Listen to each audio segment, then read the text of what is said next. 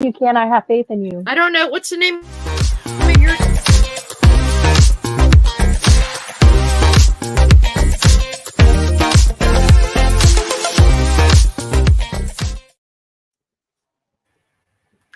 Hey, everybody. Welcome to Knit Night. My name is Therese, and I'm joined, as always, by Liz of Liz Clothier Designs. Clothier, whatever. And we are joined by our friend Caro. Hello. Who, she's going to have to help me with her website, but she also is part of the fantastic Ripaverse. Oh, you said it great. And she's an amazing author. You have personal channel, and you have your own... Yeah, I have a little tiny presence here on the internet. So on my YouTube channel, I basically host writing sprints for anybody who wants to write and wants to write in their planner as well. So if you like doing that stuff, I do that. But I also work over at the Ripaverse Publishing site where I kind of assist in every way that I can to make sure that we continue to produce graphic novels at the pace that we are. So, and they're fantastic graphic novels. They are. Yeah, they are. So, unfortunately, Joe's not here tonight. She had other obligations. She said to tell everybody she's sorry, but she will watch to see what shenanigans we get up to. So, Neil was going to come on, but he's Neil, so he's staying to be on our show anymore. Too good for us. Doesn't come on anymore, so we're just not good enough fans of his, I guess. Maybe he's mad that we left. Who knows? I don't know. So. What's everybody working on? What are you working on, Caro? I am working on one of my charity beanies, and at the size that it's becoming, I think it's going to be for a small child.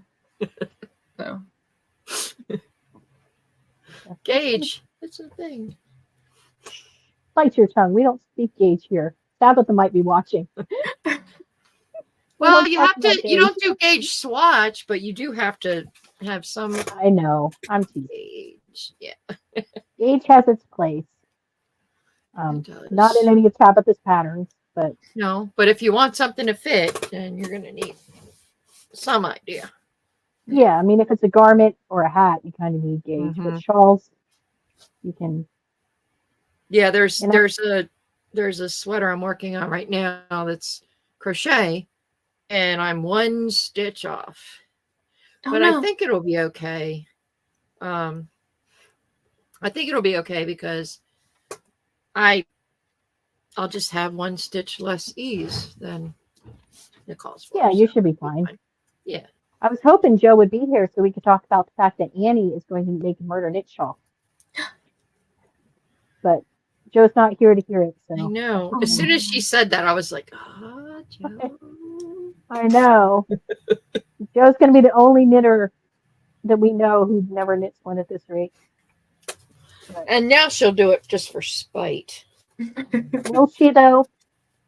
Will she? I don't know. She started it a couple times. We'll get her done. So I'm also, I'm still not in knit mode. That's okay. Yeah. And I'm going to have to, I don't know. I put away all my winter whips because, I'm hoping for better weather. So cashmere, I'm putting away. My Murder Knits cardigan, I might have to frog it. Oh, no. Why? I think it's too big. Uh-oh.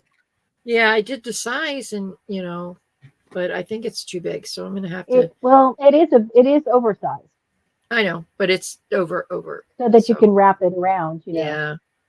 I'm going to put it away and let it think about it. And then, let it think about its transgressions. Yeah, we'll revisit it in a more appropriate time. So I did cast on a not temperature blanket. And you're not, okay, it's a throw, not a blanket. It's a throw. Oh, that way. Okay. So what you do, I'm doing a baseball one, and I'm doing wins and losses. So every time the Orioles win at home, they get a white stripe. Oh. And every time they lose, they get a black. And then if they're away, if they win, they get an orange. And if they lose, they get a gray. So this is going to go on until October. And hopefully deep October. Yeah. So that's what we're doing. That's exciting. That's a different way to do it. I did a scarf back in 2015, but I wanted a blanket. So fair enough. That's what I'm doing. It is baseball season now, so. It is. I'm not multitasking at all. Nope. And it's March Madness, which I'm very excited because my dad and my brother's alma mater are in the Final Four, NC State. So I'm very excited. Well, I'm happy that they beat Duke. So there you go. Everyone's happy they beat Duke. My dad also went to Duke, so that's complicated in my family. But they're the only double-digit seed, I think, that's made to the Final Four. Wow. So that was exciting. So I told my son, even if they lose from here on out, they still beat Duke and made it to the Final Four. So it's still a win. But I mean, that's the only thing you know. Yeah. So hold on. I have two more things I did because I have to show these. Show us. I have some squares for the Hip to Be Square make along from Crochet DHD, our friend Jackie. So I have this one. Oh. And I have this one. Oh. And if you're not watching that, you need to go over there. As soon as this is over, you need to go over and go watch her because she's amazing. Jackie is awesome. Oh, Jackie. She's is a lot 80s, of fun. Buddy. Yeah. That's because she grew up with all the same stuff we did. Yeah. You know. She's a little younger than me, but that's okay. You know. I mean, you're only 25, right? In December, yeah. No. December, baby. We love it. Yeah, my kids get older. I'm like, no, you need to stop that shit. Yeah, I'm like, I stopped counting at 29. I figured, who mentally really my age? Mentally, I am not. But, you know, chronologically. Tara, did you finish? You have to tell what you're working on first. Oh, I am. Well, I've been working on my project for Blocked Magazine. Since the lovely Ann Pinkova helped me with the color work design, I've been making samples. So here's part of it, but my contrast color is color changing, and it's to the point where there's not enough contrast anymore. Yeah. It gets darker green, so you can't tell the difference. And plus, I've made it too long before because it's going to end up being like this long for a cow. So I need to start it over with a different contrast color. So I will do that this week. It looks very pretty, though.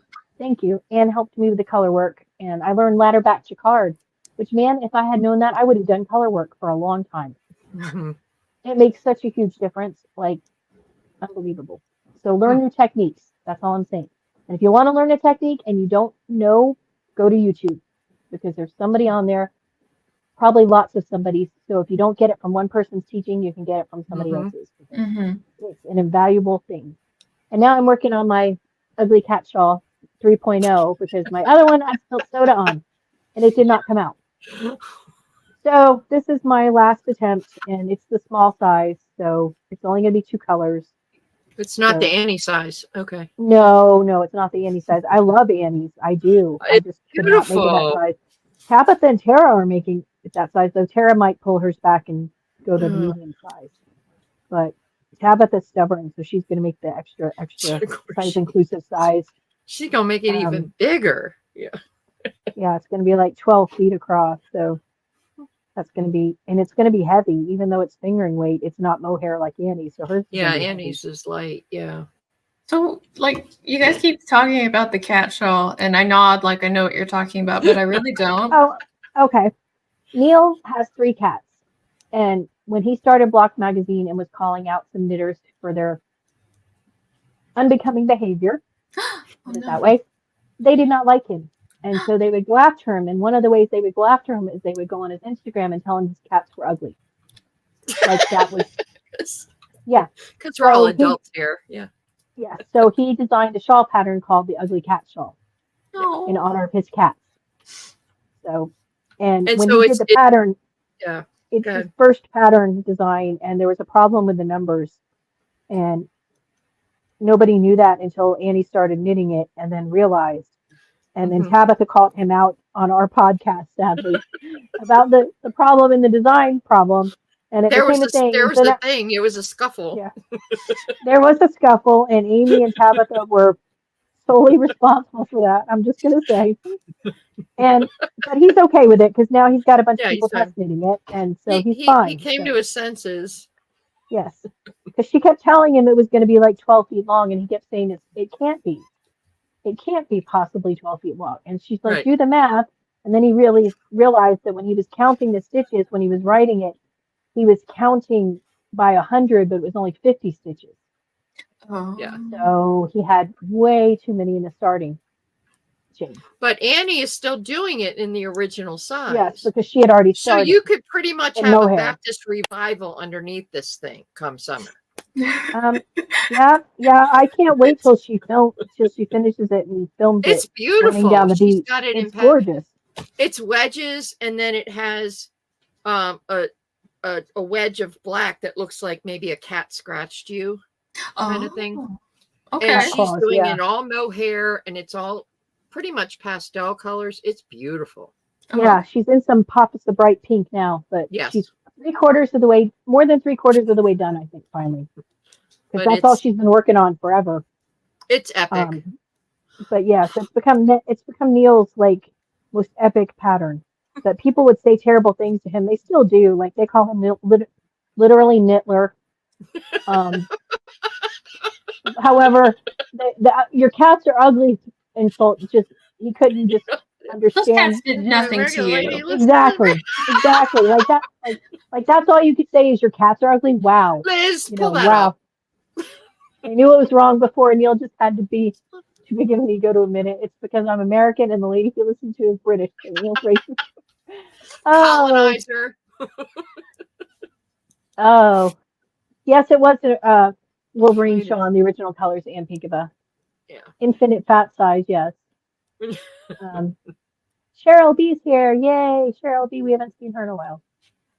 Yes, followed. Oh yeah, it's for more life epic hacks. shawl. It's like Mr. Holland's Opus kind of thing. And it's really simple to knit. It is very intuitive. It's a really great, sit in front of TV knitting. I'm hoping somebody will come up with a crochet version, quite frankly. Well, ask Jackie. No, it was not her gauge. Neil, it was clearly not Tabitha's gauge because Tabitha doesn't use gauge. So you're wrong. Neil's here. Hello. Yeah, he's in the chat. But I think a crochet version would be awesome. Yeah, for sure. And since Neil's already done the math, we could just convert it to crochet stitch numbers. And I'm going to have to think about this now. I bet you could just do it. You can do short rows in crochet, right? You just turn. Yeah. Or even Tunisian crochet would be okay too. Oh, he's been thinking of doing it. Crochet. Well, get on it then. What are you doing? Yes, it was the 290 I-cord stitches. That was the issue. Give that hooker something to hook. Yeah. Right? So, but it's a great pattern. I'm enjoying knitting it, starting it over every time. But this is the last time because I refuse to. Right. It's just going to get finished the way it is if there's any problems. So, but I'm working on my other pattern to get it into Neil by the 15th because it will be time for blocked issue number 14, I believe, is the next issue, the 14. Bare Arms issue. So I'm excited to see what other patterns are in there. I know Anne's pattern, her new gloves are going to be in there, which are awesome. I think this is for you, Carol. I think this is a message for you from Anne. Hello, Anne. Hello. I don't know why she's calling you Mr. Brown, but probably because Mr. Brown's here. That's D. Gray. Oh, okay. Oh, okay. Gotcha. Hello, Mr. Brown. Okay, we do colors here. Oh. Crochet short rows aren't as neat. Well, invent something, Neil. Yeah, come on. Come on. That's smart. You're a designer, right? Do I got to do everything? I got to tell you how to do that too? I'm kind of disappointed because didn't he say we could be on his editorial staff of the magazine? And we were not listed on the editorial staff of the magazine, so I'm kind of hurt. I mean, he took our idea for a red sweater. We told him you have to make a red sweater, so he went and bought red sweater yarn. I know. So I know, but you know, I'm feeling a little disrespected. yeah. I mean, we help him out. We give him suggestions. We support him. We knit tell him his what patterns. to do. No, Tabitha tells him what to do. Yeah, Tabitha. We make suggestions. There's a difference. Yeah. But no, yeah, their latest episode went through the latest issue of the magazine. Mm-hmm. I watched that one. There was some interesting patterns in there. A lot of fun ones, as usual. It was the including- Tabitha issue. She I was gotta in go many back. pages. It was the Tabitha issue for sure. Yeah, for I sure. think Anne is pushing to be cover model this issue, so we'll see what happens. Okay. But I don't know. I would have thought like the Shark Week issue, or that around Shark Week, but it's okay. Both of them. That's right. Shark Week is coming. It's coming. Carol should participate in Shark Week too. Yes, you How do you do should. that? Which shirt? It's knit along, crochet along, whatever along the Anne and Deplorable Knitter host. Except Anne's evil because you start a project. It's If 1 you week. finish the project, it's 1 week. You finish the project, all good. You're in for prizes. You don't finish the project, you have to frog it and give proof that you pulled it out because the shark got you. I don't know about this. It's It could be any diabolical. project. It is, but it's so Anne, and it was so much fun last year. Very Anne. There were way more than 100 people participating in it last year, so it was a lot of fun. And you can watch shark shows, and I'm going to do a little more challenging thing this year. What are you gonna do? I don't know. I'm still thinking because last year I did what did I do? Italian something shawl. yeah, And then I finished it and I was like, well, it's like I have 2 more days left. What do I do? So now I did a washcloth from Block Magazine. Oh, because you didn't want to pull it out. Well, Yes, we had no, stickers and everything. I was It was done fun. it. I was bored and I was like, let me. Oh, I know, but you don't Yeah. want to start anything bigger. Right. Because then So you I'm can pull it trying out. to decide what can I reasonably do. I have a pattern picked out, but it's not for me. It's for my daughter. So I think I can get it done in a week because Ooh. it's very on theme. But I'm not going to say anything until it's closer and they announce more of the details. But I'm very excited for it. And I so think is she. I think it was. And I don't have Anne. to buy yarn, so I already have yarn for it. So that's even better. Good. I think Anne sent me like this mosaic pattern thing. Granted, the one she sent me was a blanket, but I was, perusing around on the Etsy like you do and telling myself not to spend money like you do. And I ended up buying something like you do. You do. Yeah. But there's like this mosaic crochet scarf thing that I wanted to try. So maybe that will be my Shark Week project. Ooh, I haven't tried. I've done mosaic knitting. In fact, the I've done last mosaic shawl, crochet, but I didn't I know did. that's what it was at the time. right? It's a Afghan pattern. I must have made 6 or 8 of them. It's 2-sided. One side's just chevron stripes, and on the other side it's hearts Oh, amongst the stripes. Nice. Just use post stitches. Okay. I guess it's mosaic crochet, but it wasn't titled that when I bought the pattern like 12 years ago. Because that See, wasn't a things term, I were guess. different back then. Things were But not it's called what they're super called simple, and it's super simple, and it's a fun project because it looks, it's two-sided, 2 colors. And you can do more colors if you want, but but it's fun. Let me see if I can pull up a picture. But now. Yeah.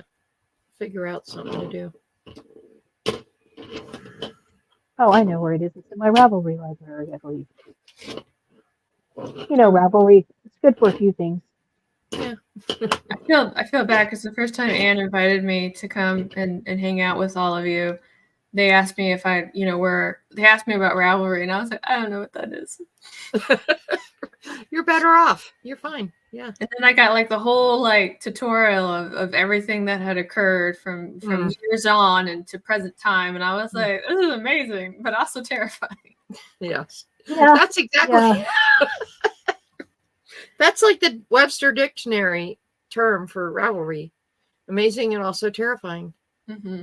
Yeah. Yeah, that was how Instagram was for me because I was gonna come out with my very first design pattern, and I wasn't on much social media. But I thought, I can do this, and that's when all the craziness happened with Ravelry. Mm. And on it, and I looked at that stuff, and I'm like, The nope, second nope, I time, don't right? need. Yeah, the second time. I don't Okay. need to be on. I don't need to be on Instagram. I'm good. I'm gonna stay way far away from this situation. And then a year later, it took me that long to actually get on and do it because I met our friend Tina, Mm-hmm. who we hope is doing well and we miss very much.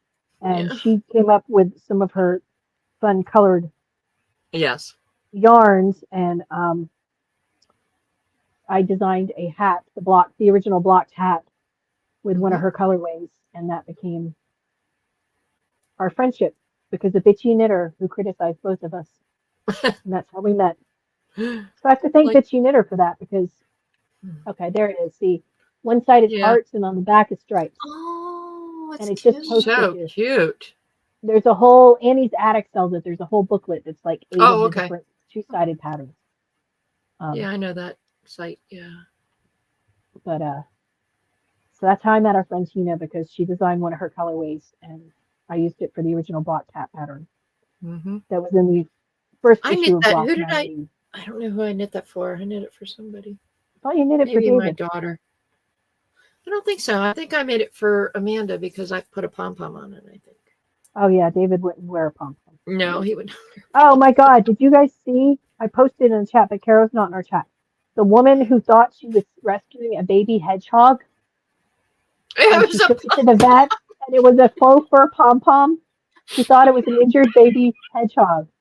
And so she took it to the vet clinic, and it was a fur pom-pom. Kara needs to see this. This is right up her alley. Like, That's really precious, though. It was in the Daily Mail. And I'm reading the article, woman attempts to save baby hedgehog. I'm like, oh, that's so nice of her. And then like the picture, I go, that doesn't look like a baby hedgehog. But it turns out it was a faux fur pom-pom. Can you imagine the vet explaining that to her? Like, ma'am. Yeah. Hey, at least she didn't have a big vet bill for a wild animal, so that was nice. But I mean, I don't know. You can kind of like feel like there's no body in it. Like I said, that most pom poms have either the button on them or the snap or the string. Yeah. But then my daughter said maybe it was ripped off a hat, and that's why there was no string hanging down. But I just thought that was hilarious that she thought it was a baby hedgehog. I'm like, oh, thank God it wasn't me. well, you would have known it wasn't a baby hedgehog. You would have I don't know. Said, oh, look, you don't know. You don't know. Yeah, you would have been like free pom pom. Cool. I'll wash it and put it on a hat. I'm liable to do just about anything. But yeah, it was pretty funny. My husband and I like to go for walks. And we used to do them in the morning when it was brighter over in Florida, but it's not like that here in Texas at the same time. But we were going out for one walk because we were trying really hard to make it work. And we saw this thing that scurried away from us and we watched it. And, I was like, what the heck is that thing? He's like, I don't know. It looks like a naked cat. And so I was looking at it. I was like, I think that's a possum. And so we had got like the flashlights out and it like scurried away faster. He's like, that's an armadillo. Like we were trying to figure out what it was. Wow. But it wasn't armadillo. There's some weird creatures out there. Not gonna lie. A lot of them live near Joe. But she's so blasé about it. Like we're all like, oh, the deadly creatures in Australia. And she's like, except for the snake that was on their porch. The deadly or the snake. What's the thing that she was out in the tree? Guana. Was afraid the thing the was guana. Yeah. At night. No, it was at night. It was a scary thing. I don't know what it was. I thought it was that or the drop bear. Wasn't it the drop bear that was a drop bear? But it was attacking the dogs. It was at night. So yeah, I don't know. But they have all kinds of stuff we don't have. Yeah, and she's just, no big deal, living in the outback, all these weird things that want to kill you. Well, they're used to it, I guess. We just have people that want to kill us, so, Yeah. A different jungle.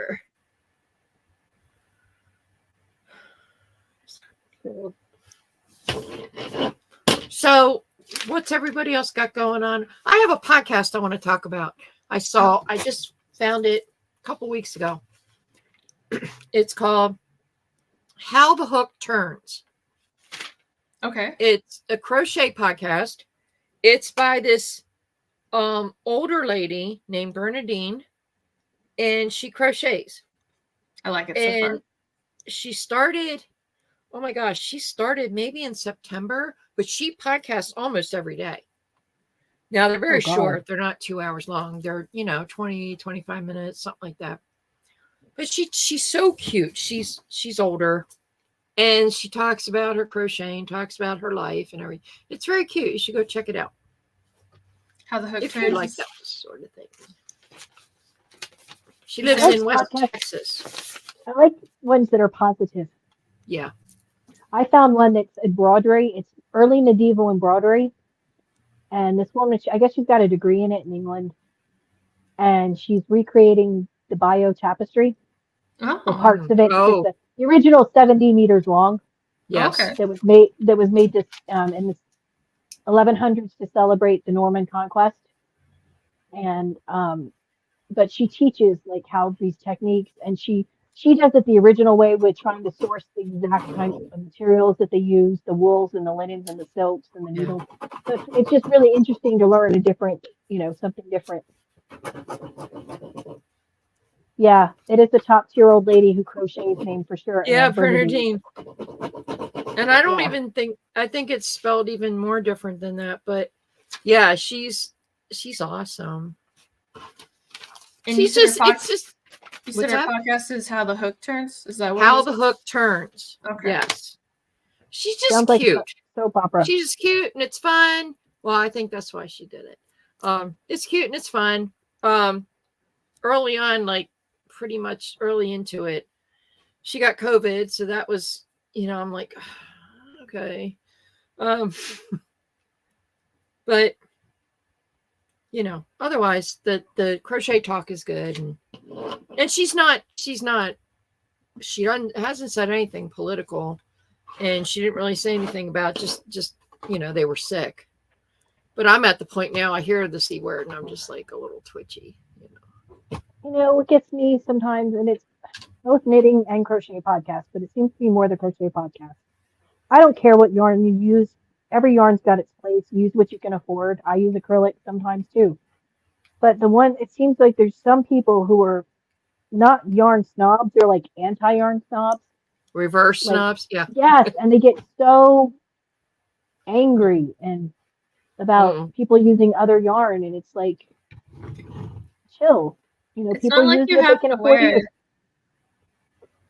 Right? Yeah, I mean, and Why do just, you care? they're Yeah. just like, they're like activists for using big box yarns, and that's great. For most of my career crocheting, I use big box yarns because I made mostly blankets and sweaters, and it takes a lot of yarn to crochet those. So, but it's like, they're as bad as the ones who are snobby if you don't use fancy yarn. Yeah. And it's like, just let people use what they want to use and don't call them out. Yeah. And then they go, oh, sustainability and blah, blah, blah. It's like, just let people use what they can afford and what they want to use, and let them be to do their craft. She's not like that. She mostly uses acrylic, but I think she uses blends sometimes, Now I also watch Bag a Day, and she uses mostly acrylic, but she's not opposed to using. Well, that's fine. I mean, she gets from Expression Fiber Arts, so she'll most use. People are fine, but it just seems there's some out there that just have an axe to grind. And it's I don't. Just let people be.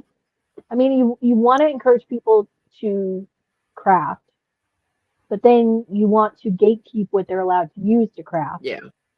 And it has to do with like a power dynamic thing. It's everywhere. Like I've seen it in the author community. I've seen it in comic books.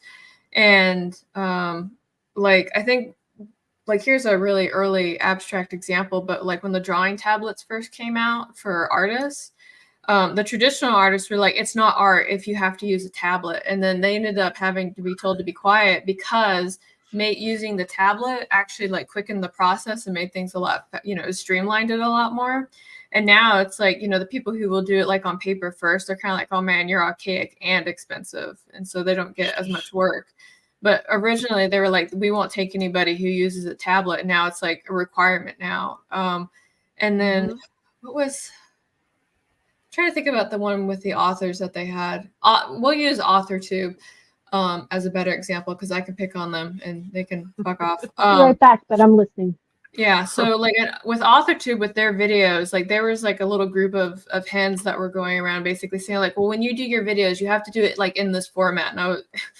And I remember like when they came to my corner and they're like, yeah, you have to do it like this. And I was like, I'm going to do it how I want because I'm the one that has to record the video, edit the video, and post the video and have it up on my shit. Mm-hmm. So it's like, yeah, but you're not a real Authortuber if you don't do it this way. And I was like, well, I guess I'm not.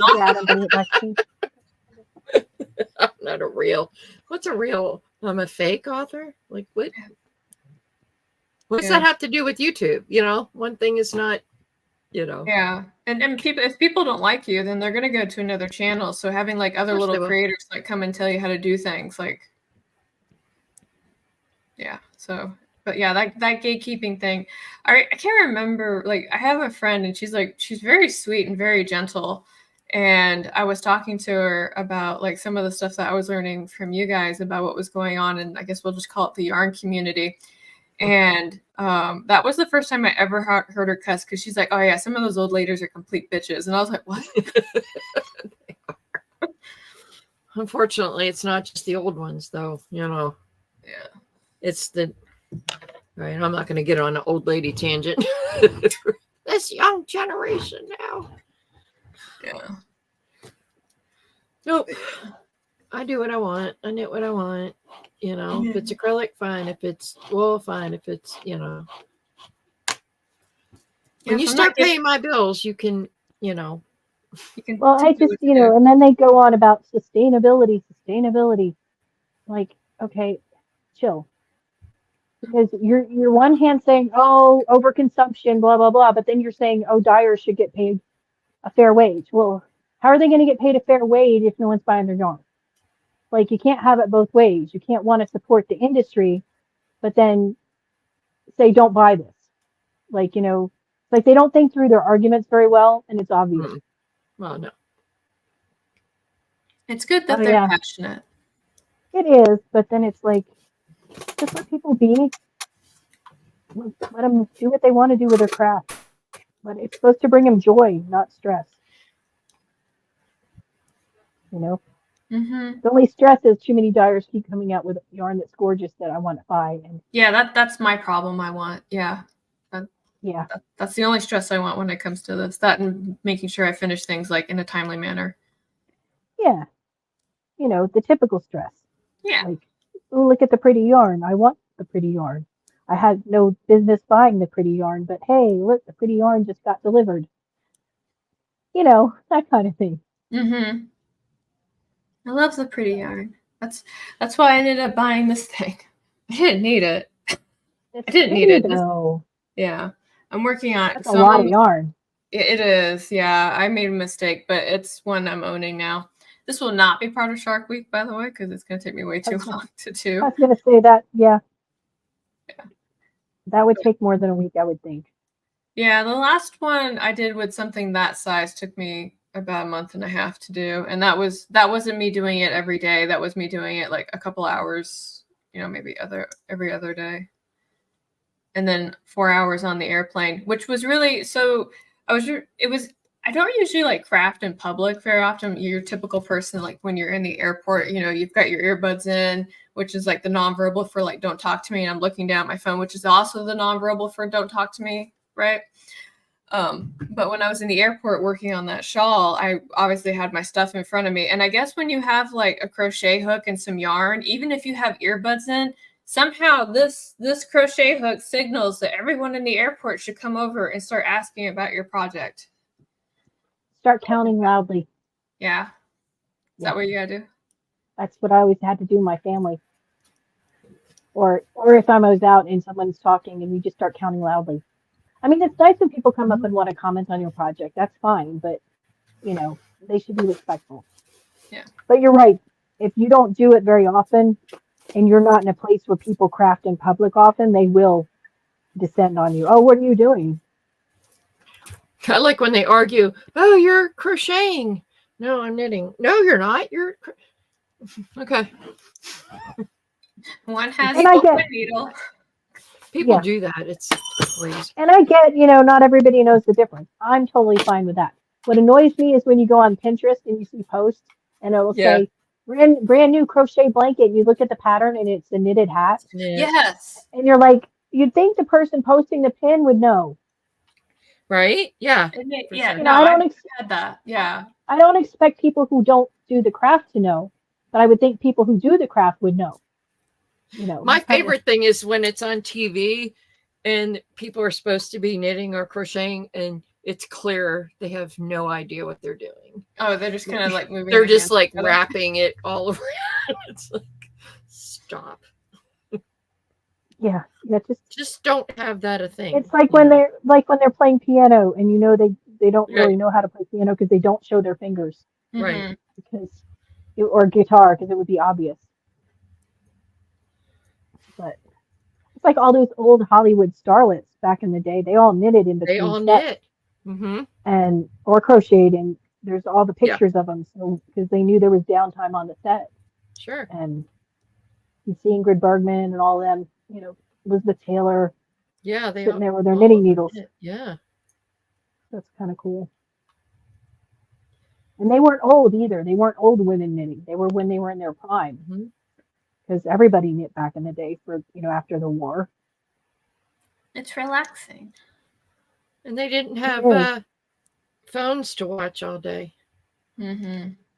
I've True. been watching a lot more content coming out that's kind of like anti-smartphone, but part of the reason is because it's not giving people like that decompression time with like their thoughts. So Mm-hmm. so I grew up, I know I don't look it, but I grew up in the age when there weren't any cell phones. And then when I got one, I didn't know what to do with it. And so for the longest time, I kept like losing it. And then my husband would get upset with me because I wouldn't have my phone on me. Mm-hmm. But I was used to, my family also was not big on me watching TV. They thought watching TV made you stupid. So they made me read a whole bunch of books, but they didn't check what books I was reading. Because if they knew what I was reading, they probably would have had like some different thoughts. But anyway. Yep, got that. Yeah. Yep. But so I spent a lot of time, with my thoughts and like reflecting and stuff like that. And so when I see some of these videos, for, I guess we'll say like they're 20 or 25 right now, and they're just kind of like learning how to be alone with their thoughts. You can see like how jarring it is because like they're having like that quiet time to be kind of like, no, I'm not okay. And I need like somebody to talk to, and I don't know who to talk to. And it's kind of tragic. Yeah. Yeah. Yeah, I've said, go ahead. We always tried to make sure my kids had that time when there was no screens, no, video games, no, so that they'd have that time to decompress. Mm-hmm. And I'm I so think it's thankful my important. kids are older. Yeah. Because the internet came around when they were, middle school, I guess. Mm-hmm. Elementary, late elementary, middle school, but they weren't on it. I was, but they weren't. And then they didn't even want to, when they were in high school, they didn't want to get on it. I think phones, I've said this, and this is a old lady thing.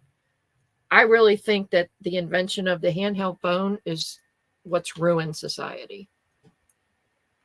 People go out to dinner and they don't talk to each other. They're on their phone, whole families. You've got little 1-year-olds. You appease them. Give them a phone. I mean, you're starting at, infants. Everybody's on their phone. And what they're looking at isn't good. Well, my kids, when they were that little, it was still flip phone territory. Mm-hmm. And so right, there's no we kept the phones away from them because my son kept taking the antennas off. Do you remember you said to pull up the antenna on the cell phone? Yeah, he kept ripping those off. So, and then they got tablets when they were in like late elementary school. Yeah. But they had access to the computer at home, but it was access in the den where everybody was. So right. And it was mainly them playing games. And my husband was a gamer, so my son was a gamer. And though gaming has been bad for him at some points because of the people he interacted with, He's Gamer also words. been very, yeah, he got into a group in middle school that bunch of rich kids who did want to do schoolwork, and they just played video games all the time, and it affected his grades. Yep. And he got past that, but older gaming was good for him because it's his stress relief. Mm-hmm. Like he goes to the gym now, but he could go on a video game on a, first person shooter and go on attack mode, and then all his stress is gone. Like, you know what I mean? It he would just get the stress out in the game, calculating where he had to stand, the angles and all that. That was his way of decompressing. Mm-hmm. And Sure. so it's good for him to do that. Now he doesn't play nearly as often as he used to because he's got other things to do, but it was good for him and bad for him. I mean, we had family members it was really bad for who got addicted and ruined their marriages Ugh. over it. But Yeah. There's a book, it's called Super Better. It's written by Jay McGonigal, and she's a game engineer designer. So naturally it's about games and stuff like that. But she talks about what you're referring to with the decompression. But she recommends Tetris Yes. instead because so some of the studies that she's done, she talks about how Tetris and Angry Birds is actually really good for you to take your mind off of what's going on. It allows like your brain to subconsciously kind of sort the events of the day while you kind of cognitively like work through problem solving, which is actually good to keep your synapses all sharp and stuff like that. And she also talks about how they use video games when they're talking about pain treatment for people in hospitals. So one of the probably the most painful injuries to treat is burn wounds because it gets right into the bone and stuff like that. And cleaning that is atrocious. Mm-hmm. And she was talking about how they use a game. It's called Super Cool. But while they're kind of working on the troubleshooting with Super Cool, like the nurses are cleaning their injuries and stuff like that. And since they're not as hyper focused on what they're doing, it actually like decreases their pain awareness at the time. Mm-hmm. So. Yeah. And that's good. Had a bad asthma attack and nearly died. Oh no. And we don't like he was that. about 11. No, he was about 11 and he was in the NICU or the PICU, the kids ICU. And when they came in, because he got him stabilized, and they're like, well, we have a PS5 or PS, whatever it was, that number at the time, and an Xbox for you to play on if you want, for the kids. And he spent that entire week on the Xbox, and it distracted him from all the treatments, everything, it just totally took his mind away from his physical problems. And it actually helped his breathing, they said, because he was not focusing on not being able to breathe, that his body would relax enough to breathe. Sure. So it was good for him. Like as soon as doctor comes in and, oh yeah, we have an Xbox, he just perked right up. Really? Where's the Xbox? Can I play? So, nice. Okay. I'm glad you're bouncing back from your own dying because I'm still on that level where, I'm not bounced back from that yet. So, but I'm glad you're okay with it because as a mom, you never get over that. But, I'm glad it didn't traumatize him. He has no memory of that part of it. So he's very lucky. I unfortunately have way too many memories of it. So it's a little bit traumatic for me. But video games can be good. I mean, it's like knitting and crocheting. It gives your hands something to do. Keeps your mind engaged enough, but you can still, kind of sort through things. Yeah, she talks about crocheting in that book as well. It was one of the big factors where I was like, maybe I'll give this hook thing another try. And then here I am. You're hooking. Okay, I'm hooking it well. I'm a hooker. Hey, as long as you're happy and you're making stuff that makes you happy, that's all that matters. Yeah. Did we talk about that shawl you were working on before? Did you finish it? Did we talk about it? Mine? No, we didn't talk about Yes. when you were working on the knitting wars last time. You were working on a shawl. Oh, it's actually the one that's part of this giant bundle I just showed you, but this is it. I'm not done with it yet. This thing's gonna be like, oh wow, it's gonna have like a drape down the back for sure. But this that's is big. like, yeah, this is it, and I'm not even. I've just like literally scratched the surface. I'm gonna be here for a while. Yeah, that's really pretty though. Yeah, it's my first 3-pattern repeat that I've done. So, and it's funny because if you look at the start, like you're gonna be able. I'll show you guys later, but like right here in the center where I started, you could tell where I'm like, what the fuck am I doing? And then like as like I continue on, the stitches get tighter and things like that. And I'm like, yeah, I've got this 3-pattern shit down. Yeah, when a pattern becomes very mindless, your fingers just do the work and you don't have to think about it. Then your brain has plenty of time to think about everything else going on. Yeah. Like all the other stuff you want to cast on. Yeah. Yeah. Or you can listen to murder shows, you know. Murder That's always shows, good while you're crafting. baseball. Yeah. Yeah, I was it's looking always at good. this shell pattern and I wanted to give it a shot, but like I think I've tried to cast it on like 3 times, and every time I have to work with like the puff areas on either side of like the shell, I'm just always like, fuck this shit, I don't want to do it today. Yeah, definitely. There's patterns when you just need to take a step aside and say not today. That's why it's good to have a few basic ones like your beanie that you made, or other things in your repertoire that you can just pick up and knit wherever you are, or crochet wherever you are and not have to think. Because, you know, doctor's office, waiting rooms, airports. Yeah. Melissa started a shawl. Go ahead. Melissa is the fastest crocheter, I swear. Every time I see her Instagram, she's got another project done. I know. She started a shawl, and I was like, oh, I want to start that. So I, pull it up, and, I have yarn for it. And then I read it, and like every row or every couple rows is a different stitch. So I'm reading through the pattern. I'm like, this is not TV knitting. This is, or it's, figure it out, and then it's TV knitting. Then you got to put it down and figure it out again. And, and I want to just no thinking. I'll do it eventually, though. It's very nice. Yeah. Yeah, there's some knitting patterns that I have that I want to knit, but they're cables and they're things that I can't just, I need to concentrate on. So that's when you listen to music or something like that you can just focus on while you're trying to do it. And you don't do it around family because they will talk to you. And my kids know if I start counting, just shut up. Yep. They learned that when they were little. And there might have been times that I started counting when I really wasn't counting because I just needed them to be quiet. Parents do what they got to do for their own sanity sometimes. And then your counting gets louder and louder as they keep going. Yep. My kids know, and they laugh about it now. They're like, yeah, Mom, sometimes you really weren't counting stitches, were you? Yeah.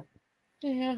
Well, when I was younger, my niece lived with us, and she was about 2, and I was at work, and I used to sit in our recliner where I knit, and I have our crochet. I'd have my bag on the floor behind the recliner when I wasn't there, and my mom said it got really quiet, and she couldn't find my niece, and she looked around, and she had sat and pulled out my yarn and pulled out an entire skein. And she was helping me because she would see me pull it from the skein when I was crocheting. So she was helping me in advance. And my mom was like, yeah, we don't need to help her anymore. She's fine. So thank you. No more help. But at least she was doing it just, she had a purpose doing it. Mm-hmm. She wasn't being malicious. Right. All right, this hat's done. Yay. Yay. I go back to the long-term project. Ugh. It's okay. Yeah, I have a lot of projects to sign out right now. And I've put aside, I'm not going to start anything new until I finish this projects for Neil and my one cardigan I've going. Yeah, I say that, but I might, do a small shawl in between, but I'm not casting on anything big. It's a small shawl. Like one skein. One skein. Okay. Okay. What is those good for? Like a Gifts. bandana kind of. Or like a murder knit shawl. They're good for wrapping around your neck, going underneath your coat. Oh, Neil wants to see your hat, Carol. It's a kid hat. Look, it's tiny. It's adorable. Oh, it's really small. It's cute. I literally Googled I think what I Googled was like make a beanie so simple an idiot could do it. And like the first link, I was like, that's it. I don't know what it is, but it's gotta be good enough for me. I made a lot of crochet hats, but they were the made flat, and then you seam them up. They were ribbing, Yeah. and you just crochet the rib, and then you seam up Yeah. the side and cinch in the top, Yep. and they were easy. Caro, do you ever vertical watch? stripes? Do you ever watch Bag O' Day? No, mostly because I don't know what that is. What Okay, is it's a YouTube channel. Her name's Crystal. It's called Bag O' Day Crochet, okay. and she just hit 1 million subscribers yesterday. Ooh. She has like 1,300 tutorials on her channel for projects. Oh. It's Is it kids' Bag O' Day? clothes, it's people's clothes, it's shawls, it's blankets, it's everything. Hats, lots of hats. I'll And just she's put that in amazing. my memo. Bag O' Day. Tutorials And she are does awesome. have where you can buy her patterns on Etsy, but don't do that. Just watch her, watch her channel. And she tells you that. She beat Dan Vass too. Holy crap, that's right. A crocheter beat Dan Vass. Oh, let's be nice to Dan. No, but I love Dan, but that's funny. That's funny that a Yeah, crocheter. but I want him to put out more videos. If he put Yeah, out more me too. videos, and then probably would have gotten to 1 million faster. But Right? video amounts have gone down. Exactly. What was funny is with Dan, so when the creator Dragon Ball passed away, they were passing around that song that he did, Hachala. Mhm. And I have a Japanese friend, and we watch anime every Friday night. And that's always enlightening because he'll make me pause the anime and explain like the cultural stuff to me that doesn't translate very well in the English version. And I told him about, Dan and his head shala, and he was like, well, let's watch it. And so we put it on. And in the beginning, Dan speaks in Japanese. And my friend was having like a fit. He was like, this is the worst Japanese I have ever heard. Like, this is bad. And he's like, where's this guy from? He's like, he's from Brazil. And he was like, that makes a lot of sense because this is so bad. And then the song started and he was really quiet. And I was like, are you okay? He's like, this is the best Japanese I've ever heard. That's Dan Vass in a nutshell. Yeah, he's like, I'm having complete whiplash because the spoken was complete trash, but this is like beautiful. Yeah. Yeah, My music daughter, is a different animal. Yeah. wants to own her own animation company. That's been her and do anime since she was in high school. And she and a friend that she met at an anime convention watch anime like 2 or 3 times a week together. Mm-hmm. And she speaks some Japanese because she took 4 years of it, so she has a good grasp of the culture and the language. So she laughs when she watches when it's wrong, when people speak it's wrong on shows and stuff. She's like, that's not right. But Brazil and Japan are weird buddies. Yes, they are. Yeah. But it's funny because nobody expects her to know any Japanese. She's this really pale white girl and who has a really good Japanese accent.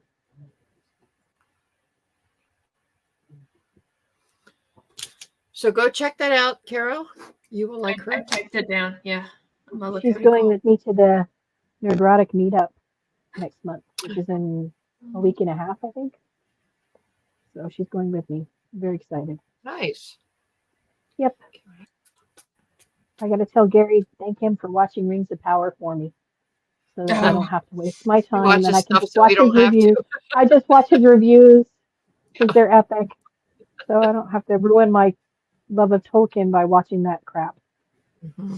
All my friends who said it was good, they didn't read the source material, and so I said, like, well, your point doesn't mean anything because it's like, oh, well, sometimes it's okay for you to let go. It's like you're saying that because you're not invested like I am.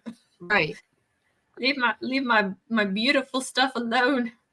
Well, people could take all that energy and just create something new, and it could be something good new. Why do they feel the need to have to change other stuff? It's like with the recreating superheroes and changing them. Why not just make new superheroes? So if you some of want them to the have all these like, different characteristics. So kind of like Ripaverse. Yeah. Yeah, exactly. some of that But has I'm to do with the so publishing in general in Hollywood are kind of in a crux right now, because that's my British word, by the way, Neil, if you're still watching. Are They're in a weird situation because they're not making any money right now. And I knew this well before the Hollywood stuff started, because when I was in traditional publishing, when I was writing books, we got a notice basically saying that all publishing houses weren't taking debuted authors. So debuted authors are people that haven't published a book before. And the only thing that they were looking for, going forward, were people that either already had a book series out, right? Or we're working with an established IP. So like you got approval to write, Conan or Sherlock Holmes or something like that. And I remember when I read that and I was like, oh, things must be really bad if they're not taking risks with anybody. And it's been like that for the longest time. If you go into like a bookstore right now, go look at the center tables, because that's where your big sellers are. Mm-hmm. And all of those tables have things that are 20 plus years old. There's nobody new. Yeah. So, and they're trying, and then they're coming out with new editions. Like I don't know why they have to come out with another edition of Harry Potter other than they want to update the cover, but they're doing that because they know that the fans will buy it, right? Mm-hmm. And so, circling back to your earlier comment about why aren't they making new heroes, it's because they can't create something that will sell. So they're trying to take the face of something that's well known and beloved and kind of trying to turn it a little bit with their flair and see if they can pitch it out that way. It's lazy. Yeah, it is lazy. It's really bad. And unfortunately, when you have diehards that kind of see things and they're kind of like, that's not what Batman does, or Superman would not just abandon us, or, right. You get them who come out and fact check, and then the fact checkers become the enemy because they're pointing out like all the shortcuts and the lazy writing that's going on. So, yeah.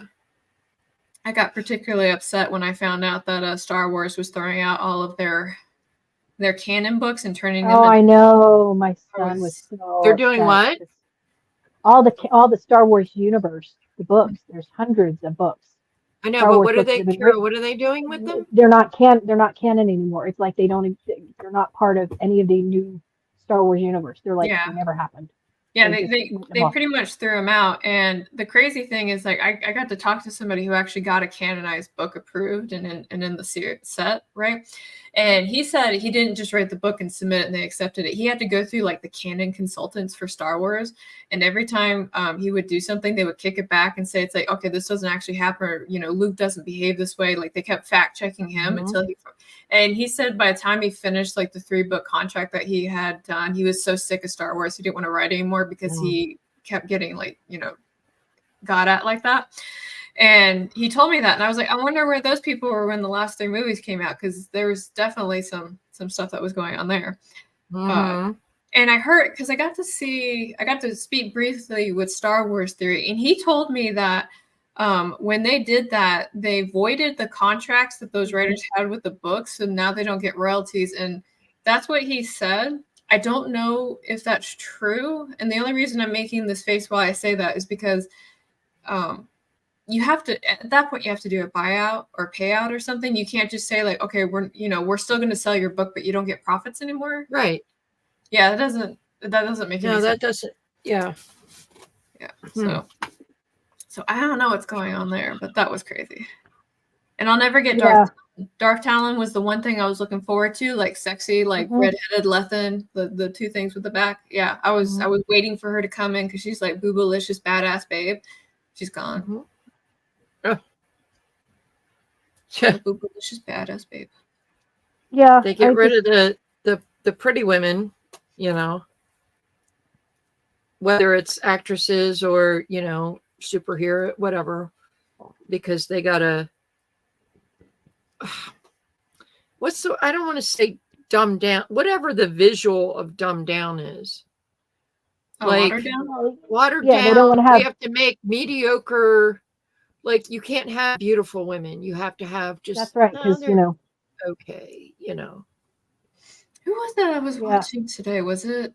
I was watching my boss. My boss was talking about it today, about how they were changing the appearance of women on for canon's sake. And I guess like the ones that are kind of leading this charge are I don't know what the polite word to say it is. Just I guess like soy boys. Like the soy boys are kind of teaming up with like certain angry women and watering down women. So I was like, so you've got one demographic that can't get laid teaming up with another demographic that definitely can't get laid and creating a thing that will never get laid. So it's like together they've given birth to something. So. Well, that either that or they're writing their own, life frustrations and whatnot into these characters. And it's like the reason why these everlasting characters are the way they are is because people identify with their values. They identify, okay, Superman is a certain way, and yeah, there's been little changes here and there how he's been depicted, but he's still Superman. And when you change that and you change his whole background and you change everything else, he doesn't have the same appeal. And and that's why people get mad, because they're they expect to see the character that they expect to see. Like, I have way too many unhappy thoughts about how they ended Marvel with the Avengers and Endgame, Infinity War and Endgame, how they changed characters and ruined characters, and like they ruined Luke Skywalker in Star Wars because, hey, let's save my dad who's killed millions, but the nephew had a bad dream, so I better assassinate him in the middle of the night. Like, that's like so Odin, right? From Norse mythology. It's like, I had a bad dream about my nephew. I gotta kill him now. Like, yeah. I'm sorry, go on. And it takes away from characters that have been developed. Like, all the basic general characters from the original Star Wars, everybody knows who they are. Luke Skywalker, you know who he is, you know how he thinks, But then you find out he tried to kill his nephew because his nephew had a bad dream. Like, okay, that's not Luke Skywalker though. This is the guy who saved his father who had turned evil. I mean, I don't know. They change it in not for good ways. Well, I feel like they're not focusing on the loyal fans that will stick with the franchise for decades until the new one comes out. I mean, there was, and I'm not going to talk about how he is now. I used to be a giant Stephen King fan, and his Dark Tower series took like 30 years. Took forever. And then like before he ended it, he was like, hey, long-term fans, if you want to keep liking this book, stop reading here. Right. Yes. He was honest about it. But before that though, I mean, there were people that would wait 30 years for a whole series. Now we have the TikTok generation that everything is 30 seconds. You're scrolling. They don't have the attention span to follow a canon for 30 years or 10 years even, or 3 years, I guess it's all new, all fast, all different. Yeah. Yeah. Some people are okay with waiting for a little bit, because I know some campaigns have gone on for like 3+ years, and people are still patiently waiting for those. I mean, good on them for that. Like, I don't know why. I don't know. It'd be one thing if you're like, okay, here's this, story that we don't know all the fine details. We know the general, we know the history, and then we know the, the major events, but we don't know the fine details about the characters. So we want to make a show about that, But then they do stupid things like, but Galadriel and Sauron are a couple. No, that is not. That never happened. Ever. That never happened. And it's like, you're not even trying to have anything to do with the original material at this point. You're just making crap up. So make crap up and call it something else and be done with it. Because what I really hate is when you see like really atrocious writing like that. And I always I have like this moment of like, do I really want to know? And then like, I have to know. And so then I go look up who the lead writer is. And if the lead writer looks just like the main character, I'm like, self-insert. Like, that's just what it is. Everything on She-Hulk pretty much was. Yay. And they joked in the writing room on She-Hulk that none of them knew how to write courtroom dramas. So they were just going to make crap up. Like, okay, that's how it works. I mean, if you want to get really lazy, go watch Law and Order. Like, there you go. Like, but it's a formula, and it worked for how many 30, 50 years? I don't know how long Law and Order has been on. Yeah, it's been on a while. I mean, Robot Chicken did a really good episode of Law and Order. It was like, dun dun. But you know what to expect on Law and Order. You know that there's going to be this, Yes, and then there's going there's to be a the drama with the formula. police, Yes. and then there's going to be the court case, and then they're going to stop the court case while they argue But there's about going some to detail be about the court case, a little bit of a shocker or something and then there's a you twist, didn't and then we expect. come back to the court case, and then Yeah. And there but will it's, always you be know, the ta-dong. yes. And then I don't Munch know. will say something prophetic or cranky, usually cranky, and Ice I T miss will lunch. say something, and you know, yeah. Sassy. Be like, yo, I don't know why you're so uptight. Like, let's just go look at the scene again. It's like, okay, let's go look at the scene again. They go to the scene. It's like, I found the clue that we didn't see before. But then we came back to the scene. Yeah, He's the the scene that best in there. clearly was not CSI on Law and Order. I'm sorry, is not as good as the CSI on CSI because they missed a lot of stuff on Law and Order. I'm just saying. Yeah.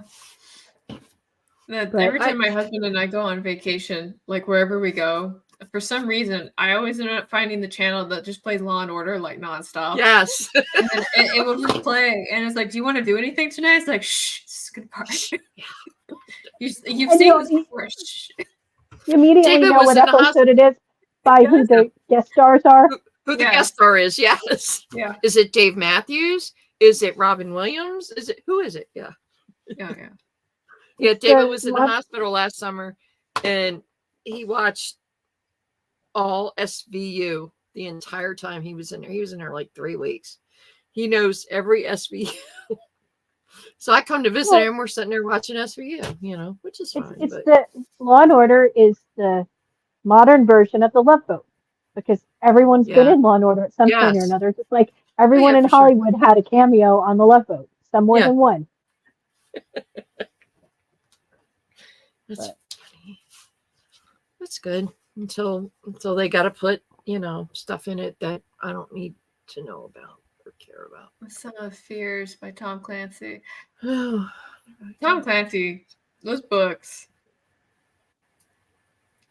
I remember when I started reading The Hunt for Red October that he wrote, and it killed me because this is where I learned that's when I learned that if you have a name and a following, you can just do whatever you want. The publishers are going to be like, okay, just put it in there anyway. And the reason I remember that was because there was a particular scene in The Hunt for Red October where we talked about the guy that was coming to drop off the mail to the office. And we spent like so much time talking about this guy and how he's worried about his marriage and all this other stuff. So I was like, oh man, I wonder how this mailman's going to be part of like this espionage plot involving like the submarine. And he like leaves and we never see him again. And then like, I think I got like halfway through the book and I was like, whatever happened to that mailman? And like, he never came back. Never. Well, the thing about Tom Clancy is when he first started writing his books, the government thought he was a spy. They thought he would see because his details on the ships and the ammo and the weaponry was so detailed. They thought he had to be getting inside information, and he wasn't. It was all just public information that you could find. But they were so convinced because he would talk about walking through a nuclear submarine. It would be like like he'd been there, and they couldn't figure out how. And authors doing research. How strange. But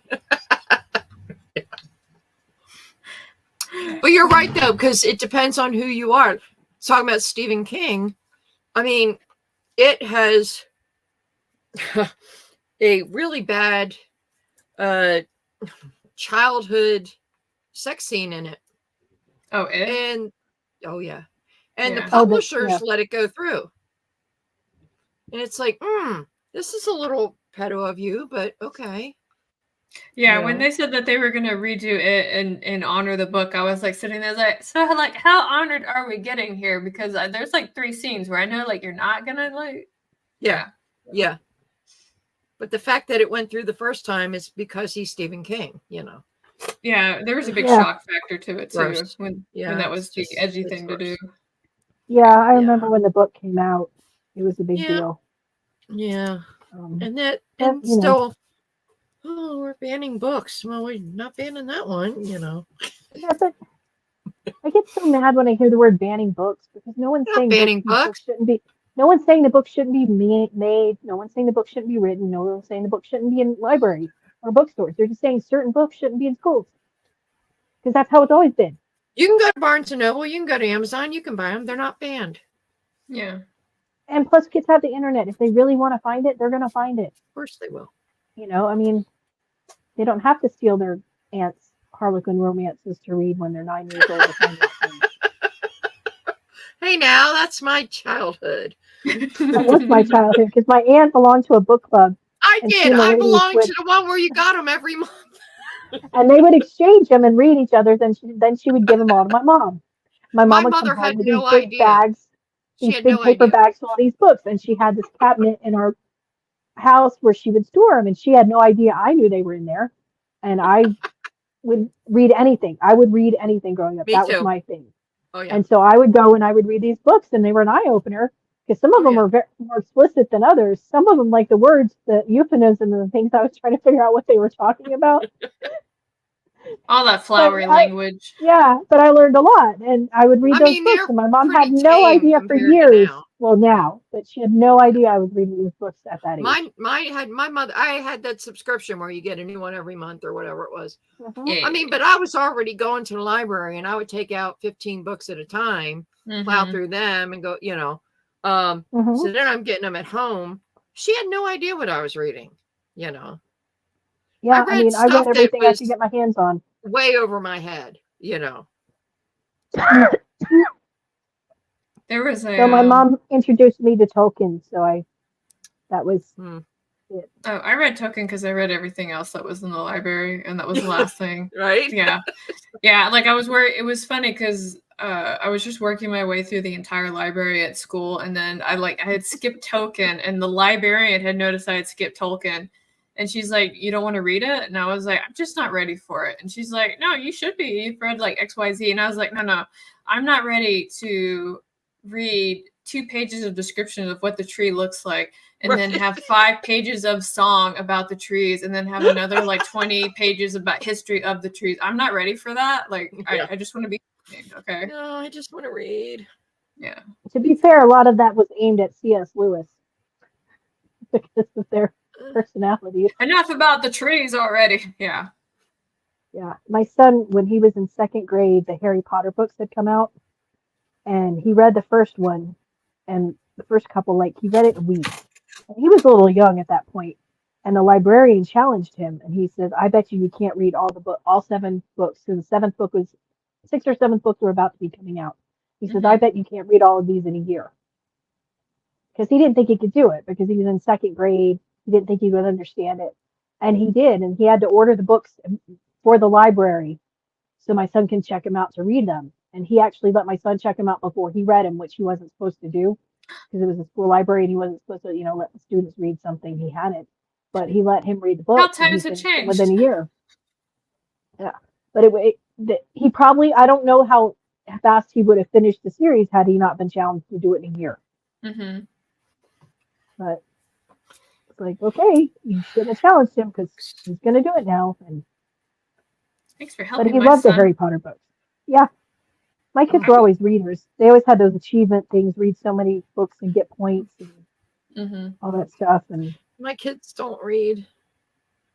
My kids don't read. I think they're adopted. I think they were switched at birth because mine do. Not as much as they used to, but they do. Oh, mine do not read at all. And I'm just like, who are you people? Most of my nieces and I read to them. I read to them, from the time they were little, and we went to library. Didn't stick. No, my nieces and nephews don't, and it's a couple of them do, but the majority of them don't, and it makes me sad. But my sister-in-laws aren't big readers. They think like Twilight is a well-written book, and so I can see why their kids aren't big readers. Well, and it has to do with exposure as well. And every time somebody tells me that they think like a book that I know is complete rubbish is really good, I'm kind of like, so what other books do you read? Like, what's in your repertoire? Like, tell me about your personal library. It's like, oh, I don't really read a lot. And I was like, okay, it shows. Yeah, I tried to read Twilight when I was I worked in the gallery. One of my coworkers had it, and she was reading it because she had a younger stepsister, who she did not know very well, but was into Twilight. She thought if she read the book, they would have something in common. And she tried to read the book, and she's like, I got to find something else to have in common with her because I just can't read this book. And she gave it Yeah, to me and I cried. And I was just like, they're not. I know, like, so they did this study on Twilight. It was a long-term study, which, you know, always means like time, money, investment, because you got to go find those people afterwards. But the study was, you know, individuals who read Twilight when they were younger, and they were like, "What did you like about it?" And so they were like, "Oh man, I really loved, like, you know, the dynamic between these two characters and how he was just like always there for her." And like they had like a very romantic view of like this kind of like weird relationship. And then they asked these volunteers if they'd be willing to reread the book again. And so at the time when they read it, they were like 16. And when they reread it, they were 25. And so when they got done rereading it, they were kind of like, "So what did you think about the book?" It's like, it was creepy. It was weird. Yeah. I don't know why I liked it. He's a stalker. Yeah. Yeah. And Yeah. it's always like this weird thing where like vampires who are like hundreds of years old are like always got like this thing for like 17-year-olds. And I'm like, you know, you've been around the block for a long time. Like, why always the minors? I don't understand. But and the whiniest ones. Yes. But the one thing that they kind of touched on with the study is that the reason that book is popular with like teenagers and especially young teenagers is because at that time their mind is, I call it the caveman shift. That's not the formal term. It just makes sense when I explain it. But when, you know, we're young, our brains are wired to be with the family unit, right? Because the family unit's going to keep us protected and, you know, going to guide us and make sure that we have food and shelter. So that's all we focus on. But then when we enter teenage years and we enter like the years where we're supposed to leave the cave and go find a mate and stuff like that, then we become like friend focused, right? And we've become a little obsessed about what our friends are doing, how they're doing it. And then, of course, we start, you know, kind of going through the I need somebody phase, right? Like I want somebody to be there for me. And, you know, at that stage, you know, sometimes girls are like, I just want some guy to be completely obsessed with me. I don't know what's creepy or not, but I just want that attention. And that's it. So, yeah, it's weird. I don't think it's cool. I was very lucky. I had a biology teacher in high school who had a lending library, and it was all subjects. Like, she didn't care. It was mostly science fiction, but she had pretty much everything. And she would just let you take books whenever you wanted and read them. And it was great for reading other genres that I had not been exposed to. And it was really good to have that encouragement from a teacher to just go read. I don't care what it is. Pick a book, go read. That was her thing when she would get a kid in class who was just causing trouble or just was not getting it and frustrated, she would say, go get a book and just sit down and read. And when your mind's, you know, in a better place, we'll tackle this again. But at least, you know, and she had so many students who their reading skills just got so much improved from the biology teacher because they were reading books and learning words and vocabulary that they weren't getting in their other classes. Right. And sometimes teachers are so unexpectedly giving students what they don't know they need. Sure. Like my son in high school, he loved lit class, AP Lit, because they read a lot of American authors and just he got into Cormac McCarthy and a whole bunch of authors that he never would have picked up. He read Pride and Prejudice. He's like, Mom, I never would have read this book if I had a choice. He goes, but it was so well written. I'm glad I read it. You just have to tell like young people that book's about gold diggers getting their gold, and they'll be like, "What?" Yeah. He's like, the dialogue is so well written. Yeah, I use that. So not that I want to talk too much about me, but like I have like a developmental editing service that I do for folks, and at some point I always have to talk to folks about how they do their dialogue. And I try to I try to really focus on the fact that dialogue needs to be like a fencing contest where it's like you have these two people that are going back and forth with each other and they want something. There's always going to be some tension involved with the conversation. And so I always pull up the ballroom scene with Elizabeth and Mr. Darcy. And I'm like, this is literally, they are passively fighting each other. And it's really good. It's just such a good exchange. I've done some writing since I was a child. I've done some, and dialogue was always the worst part. It's like, I don't want to do this. The only problem I had with all the reading I did was that I knew a whole lot of words that I couldn't pronounce because I had only seen them and I knew what they meant, but there's some that I just like, I didn't know how that was pronounced. So that's a little awkward sometimes, but Yeah, but then your vocabulary and your knowledge Yeah. is improved. So you do start using the words, and then once you hear it, then you start using it in conversation. Yeah. Like my friend, when I worked in the art gallery, after a while, because not everyone we worked with were salespeople, because not all salespeople have, go to college or whatever, or have great vocabulary. And we were dealt with, all kinds of customers from all backgrounds. And one day she's like, I'm losing my vocabulary because I'm not using it. And I was like, what do you mean you're losing your vocabulary? And then I thought about it and I listened to her do sales pitches and all and talk to people. I'm like, you're right, you have lost your vocabulary. So we made a point of actually talking to each other and using words, putting words in conversation that we might not use for other people, just to keep those words going. Sure. And implementation of the scholarly vernacular. Yeah. It's like you lose your handwriting when you don't write. Or you don't ever learn to handwrite, like my daughters, because they didn't teach cursive, because who's ever going to need that? Kids who might actually want to read like original documents like the Declaration of Independence or anything, Oh, that thing. But why worry about that? You don't need cursive. Yeah, you do. Between that and dialing phones on a rotary phone, and get tripped up. But, I'm glad people read, because it seems like a lot of people don't read anymore, and it's sad to me. My parents read; they were voracious readers, and when I was older and reading other things, we would talk about books. Like if my mom got a book from the library, a Tom Clancy book or something else, and she read it, and then my dad read it, or we would talk about it, and it was, kept conversation going. That isn't, just what'd you do today, or how was school? It's like, what did you think of this book? And it's I wish I had that. that. I don't have that anymore. My parents were not readers, so they didn't know what to do with me, because I was constantly had bookworm, had my nose in a book, Okay. I was easy to please when I was little. Just give me a book. I'd be quiet. Yep. Go to your room. Go read. Okay. Yeah. That's not the punishment you think it is. Oh no. Introverts everywhere would be like, yes. Like, my parents got mad at me one time, and they sent me in my room and took away my boombox.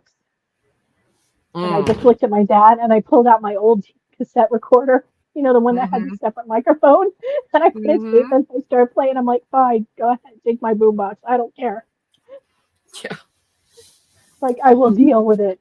Yeah. Go to your room. No, that's where the music and books are. Yeah, don't send me there. Dave, you put me in isolation. It's so bad.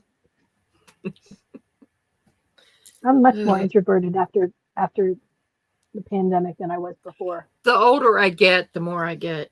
Yeah. Plus, people start sucking more, and you don't want to be around them. So.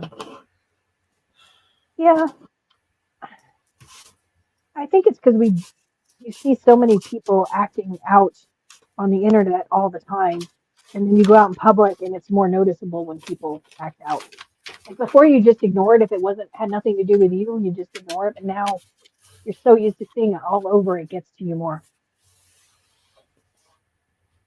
I think that depends on area as well. I mean, there's that whole keyboard warrior thing that goes on where, so again, sorry, I don't mean to like talk more about myself. I always feel weird when I do this. Do it. So when I was getting my master's degree in psychology, when I was doing my thesis at the end of it, I wanted to do it about the Lord of the Flies effect that the internet has on society, right? So without civilization's not civil if one doesn't have the other to hold it accountable kind of thing. And when you go on the internet, there's nothing there that's supposed to hold you accountable. So like this little impish behavior that people have that they would never, demonstrate, in typical society starts to populate at that point. And or manifest, that's the word I want. And I wanted to kind of explore that. And I wasn't able to because my instructor rightfully at the time said, you won't be able to prove the validity of your data because you're asking dishonest people to be honest with you, if you try and, research this. So I was like, okay, you're right. It's never stopped me from watching people though, right? And so one of the fun things about working at my job place is that I get to see this in spades, like all over the place. And I remember there was like some comments when we were going to go to MegaCon, and people were like, yeah, we're going to pull up and have some conversations with you. And I was like, okay, I'll be like right there waiting. Okay. So, Okay. Yeah, it's easy to be brave when there's no real world consequence. yeah. Mhm. You know, it used to be us, if we wanted to cause a scene or do anything, we had to do it in public, you know, actually in front of a person. Mm-hmm. You know, And people you did actually do have it to, before then. I they got did, into, yeah, they did, but it's kind of like with but the it's teenage, an with, epidemic now. Yeah. Mm-hmm. like once you put something on the internet, it's on the internet forever. You can't take it Mm-hmm. back. Yeah. And it used to be like when we were younger, we didn't have that. So if you were going to do something stupid, you had to think about whether or not you were going to actually go through with it, Mm-hmm. because you couldn't just do it from home. You had to go out in public to do some, you know. Whereas now it's an instant click, and people will post things without thinking about them because it's instant, and they're so trained to just click, post, that they don't think about the consequences. And kids don't think about the consequences of No, what they definitely do, not. and No. they post things that they shouldn't post, and it hurts them. And they might not hurt them today, but in the long run, it's going to hurt them sometimes. That's like, I don't put pictures of my kids online without their permission, and I never have since the internet, because they have a right to say whether or not they want things Mm-hmm. to be online. I mean, they're my kids, but I don't own them. But some parents, they, you know, put everything, their entire lives out, Well, and that puts that's so the much pressure on a narcissist. kid. Yeah. But it puts so much pressure on their kids, because their kids can't live their lives without feeling like they're in some kind of a fishbowl with the world seeing everything they do. And if they get, you know, Because mom's this, an that, and other thing. influencer. Yeah. Yeah. Parent influences are horrible. Ugh. Yeah. Which has been proven in the news when some of them go rogue. Did you read that essay that the one journalist wrote about people that keep recording their lives and then they're missing out on it? Did you see that one? Mhm. Yeah, I thought Yeah. that was really powerful. No, I didn't see it. I'll have to look. Yeah. That's why I never had Facebook. Like all my husband's family, they all were on Facebook before like Instagram, when Facebook was the MySpace, and I'm like, I don't have Facebook. While you're writing about your life, I'm living my life. Mm-hmm. Right. And I tell, you know, the people who I want to know about what's going on in my life know what's going on in my life. The rest of the world doesn't need to know what's going on in my life. Well, all you have to do is go to a concert or see footage of a concert, and everybody's got their phones up and they're recording and they're taking pictures and they're not actually listening to it. Mm-hmm. It's bizarre. Yeah. And I've done it. Like I've gone to concert. I haven't been to one since before the thing. And I would take like a little clip for my daughter who, you know, she likes the song, so I'll make a clip for her. Or I'd take pictures, but I didn't have it in front of my face the entire time. Mm-hmm. You know, I was actually experiencing it, you know, because you're Yeah, not going to go back on your phone and watch it anyway. Yeah, and that Well, was the and- argument in the essay. They were like, you're spending all this time recording something that you're not going to go back You're to. never And going to watch. Yeah. Yeah, and she was citing like a New Year's that happened in Paris, where like this huge crowd were like right outside the Eiffel Tower. Instead of like enjoying the fireworks and the thing, they were just all like holding up their phones. Mhm. And, yeah. Yeah. Yeah, And they're it's never like, going to go back and watch it. It's Yeah. dumb. and when we were going to those concerts, we weren't paying the kind of money that people pay to go to concerts now. And to pay the kind of money you pay to go to a performance and not enjoy, you know, not just Mhm. enjoy the performance, just put yourself into the performance, blows my mind. It's like we paid $10-15 for concert tickets, Mhm. and we were like all into whatever was going on, you know, that we were there for the show. And it seems like people go to these things and they're recording it, or they're recording selfies of themselves at it. It's like they don't want to actually enjoy it. They just want to be seen to be there. Mhm. I Here's mean, me at this thing. Like, yeah. yeah, it's like I want to get part of the music. I want to, you know, listen to the band. I want to feel the floor move when they go crazy. You know, I don't want to Yeah. be sitting there on my phone. But But you It's a see it. different You see world. it also at sporting events and everything. People are you Yeah. pay good money to go to sporting events and things, and you see people on their phones scrolling. Like, are you even watching the game? Like, what are you doing? Yeah, you could look at your phone from home. Yeah. Right, right. You could have watched the game at home, and it would cost you a whole lot less money. I don't know. I'm that cranky old lady that says, "Get off your phone." It's like I tease my son and his girlfriend because they'll be out somewhere and they'll take pictures and they'll both post on Instagram within a minute or two. Mm-hmm. And it's like them sitting there taking pictures of each other while they're, spend that time together. Take the picture when you're not sitting at the table every time. Have a conversation. I don't need to see your table setting. Right. Okay. Enjoy your time together because you don't have a lot of it. Mm-hmm. So instead of, living for the internet, live for each other. Mm-hmm. But,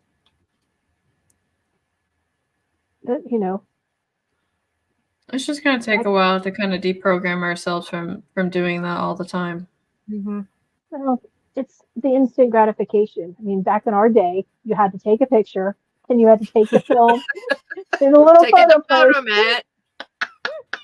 You had to hope that it came out well too, right? Uh-huh. Yeah, it wasn't even digital. It was Yeah. And half the roll you probably screwed up, but you still have to right, pay but you for didn't know it it anyway. until 2 weeks later. Yeah, because you had to wait 2 weeks to get your pictures. And they were on parchment. Back then, that version of Instagram was called a photo album. Mm-hmm. Yeah. Exactly.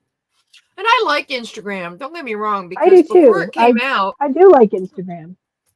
Before it came out, like Amanda and I we would just take random pictures of stuff. We were walking in Walmart one day, and we were in the starlet tubs, and here's a eaten up chicken wings sitting there, just randomly. So I took a picture of it. This is before Instagram. Otherwise, that would have been on Instagram, like, here's a chicken wing, whatever. So we always like to take random pictures of stuff. So Instagram's good for us, Well, yeah, I mean, if you use these things right. Yeah. Photo hut. Yes, it was a drive-through, Arlen. Photo in the middle of the parking lot. Yeah. The little hut will be in the middle of the parking lot. Mm-hmm. Yeah. Those were the days. Yep, and you had to hope your pictures came out.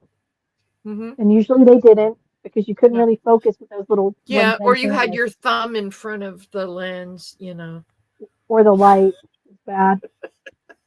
And you didn't have a flash cube that you had and to put on. everything was kind of orange.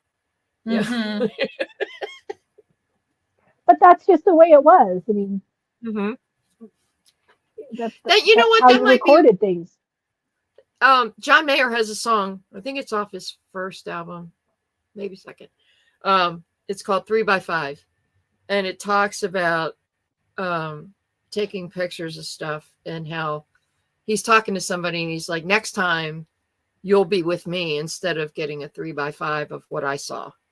But it's just kind of a nostalgic thing, because you had the 4x6, but you also had the 3x5s, and they were like the first things. It's just kind of a nostalgic thing. Yeah, and you hope you don't get some. Yeah, Heidi. Yeah. Mm-hmm. Yeah. Sometimes you would get those weird pictures that were not yours. Okay. I'm gonna keep this clean. Whatever. I worked in 2006. No, whatever. 94. I worked at a professional photo lab, and that was fun. You saw things. This wasn't like, dropping it off at Walgreens or Photomat, or it was a lot of professional photos. We did a lot of soccer teams and baseball teams and school pictures. And then sometimes we got people who had just had trans surgery and gotten their pictures made. And they need to have a lawsuit against that doctor because things went horribly wrong. And I'm still traumatized by those pictures. Oh no. That's Yeah. really sad. Yeah. Did it is sad. they warn you about those? Or no? No, they just show up and you're like, oh. And then, of course, everybody in the place sees them, you know. Yeah, so usually they're good, but sometimes you get some stuff that, and then we were required to report stuff if it wasn't good. Well, yeah. Yeah. I would think so. We didn't have a lot of that, but we had some weird stuff. Yeah. There's always going to be weird stuff out in the world. There's always going to be weird stuff, and I didn't need to see it. But Yeah. There's a lot out there. Yeah. And there's a lot of knitting and crochet patterns of things that I guess it gave the designer joy to make, maybe. I don't know, but I don't understand them. And body parts, I don't understand that at all, but Oh. Yeah. Sorry, I was like sitting here. It's like, this is going to make sense in just one. So, oh, there it goes. It makes sense.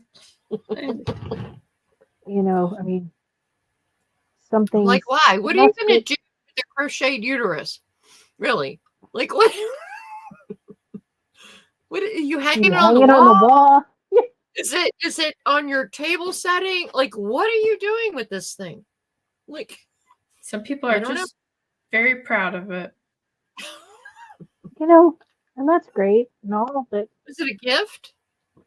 Like, you know, maybe it's mom like had the a Jurassic Park quote. and you're going to make her a new one, or I don't know. You know, it's like the Jurassic Park. Just because something can be done doesn't mean it should be done. Exactly. You know, and I'm sure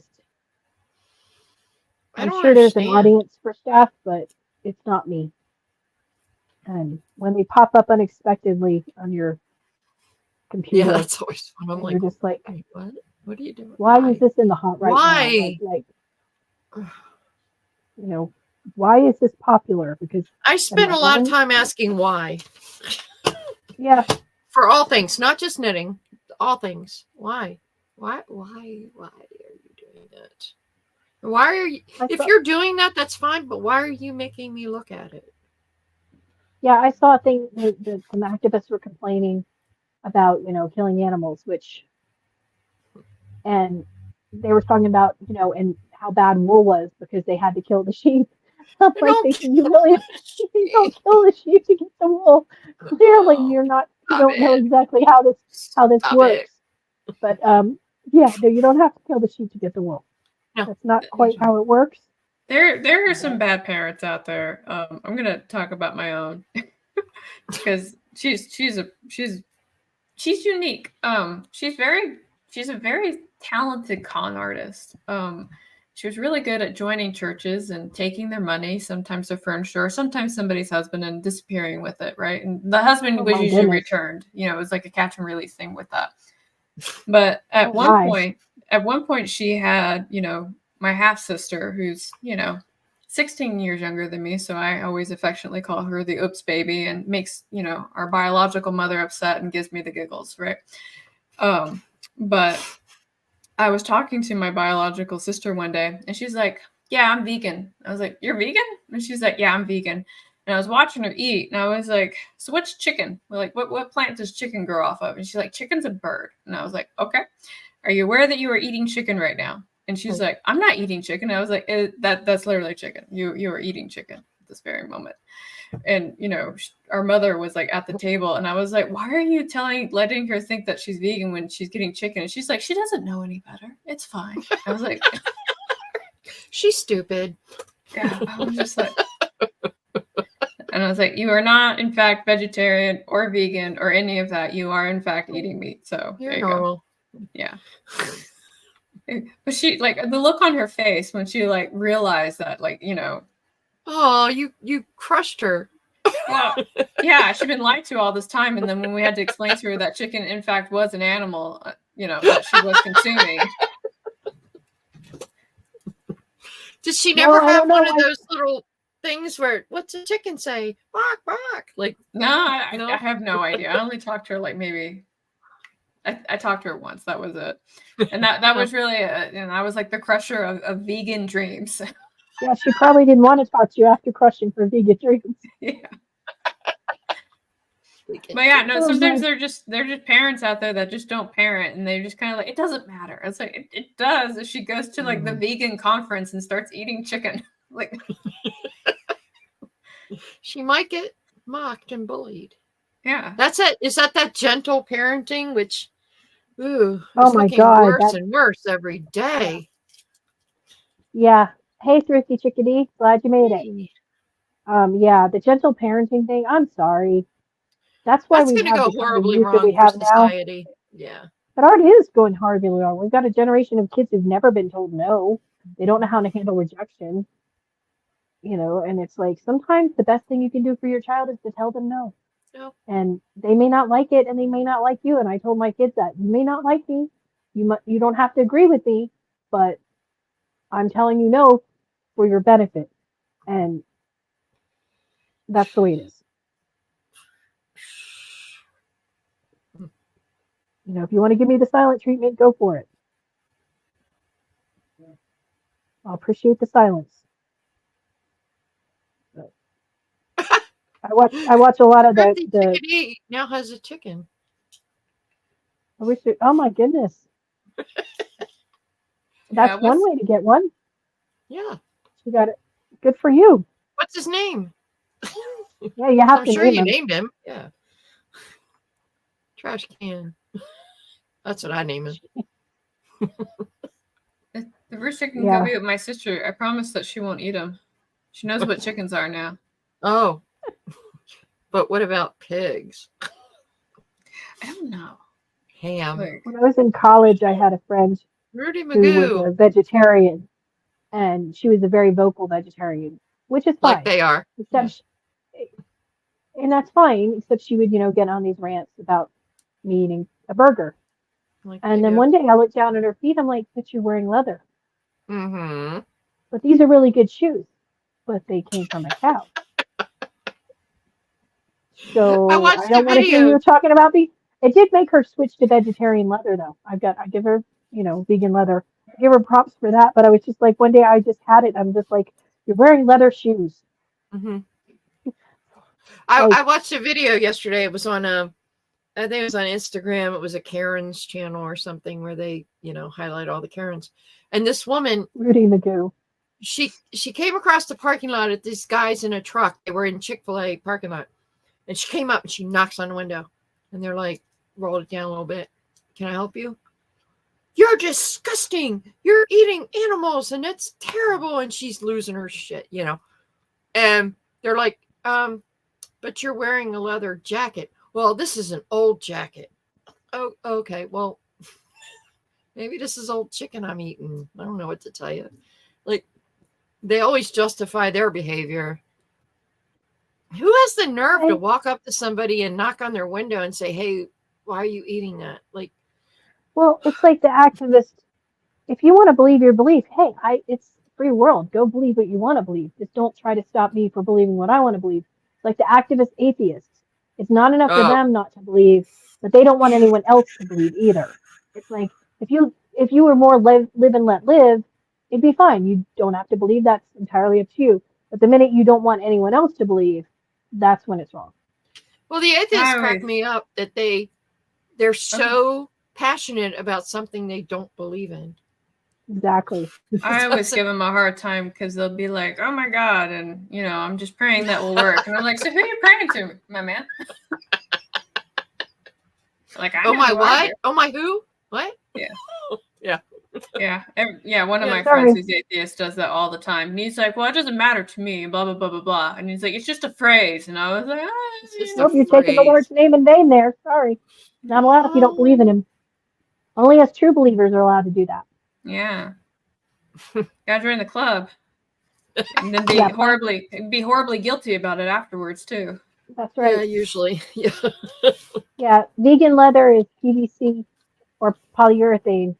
Yeah, both are made from oil products. Like Ann says, plastic shoes are worse for the environment. But let's not confuse things with facts because. And also, I would say that I feel like PVC and polyurethane don't last as long as leather. So you're going to have to replace them sooner. So that seems kind of like a waste to me. Well, that's it. Just no more furniture. Everybody be naked and live in empty houses. That's the way of it now. Go. I'm not doing it. If I can stay in my house all day and nobody, that's fine. Although I might get cold. I live in Michigan. I might get cold. Yeah, but you have knits. You can put knits on. No, she said I had to be naked. Yeah, because, we have to get this from an animal. But in your house, you can do whatever you want. Oh, particular doesn't breathe. Yes. True. Yeah. Yeah. I just, people. And then you have to buy chemicals to put on your feet. Yes.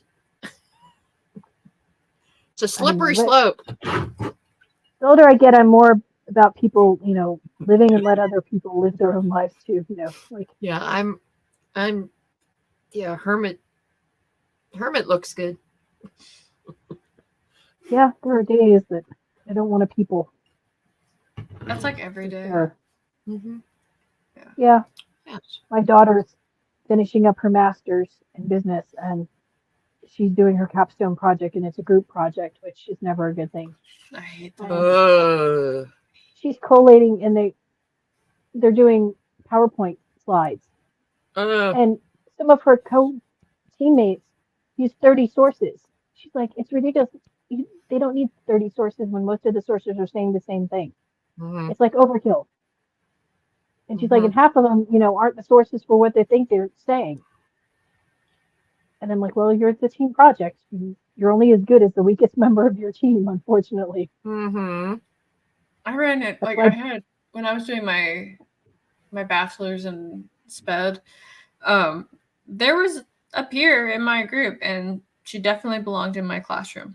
But we were working on this group project thing, and she's like, man, I was up all night working on this. And I was like, oh, okay, cool. Let's take a look at it. And all she did was just have this header, and it was in Christmas colors. And I was looking at it, and I was like, so what exactly did you do? And she's like, well, I did the header. And I was like, I see that there's a header here. Like, she's like, yeah, I had to highlight everything and change the color. And it took me a while because at one point, like, it completely reset. And I blew her brain because I showed her how to automatically do it in Word. And she like sat there for a moment and didn't know what to do. And I was like, our project's due tomorrow. I need your presentation on the actual subject matter, probably by tonight. But yeah, I made her cry too. My daughter did that once on a group.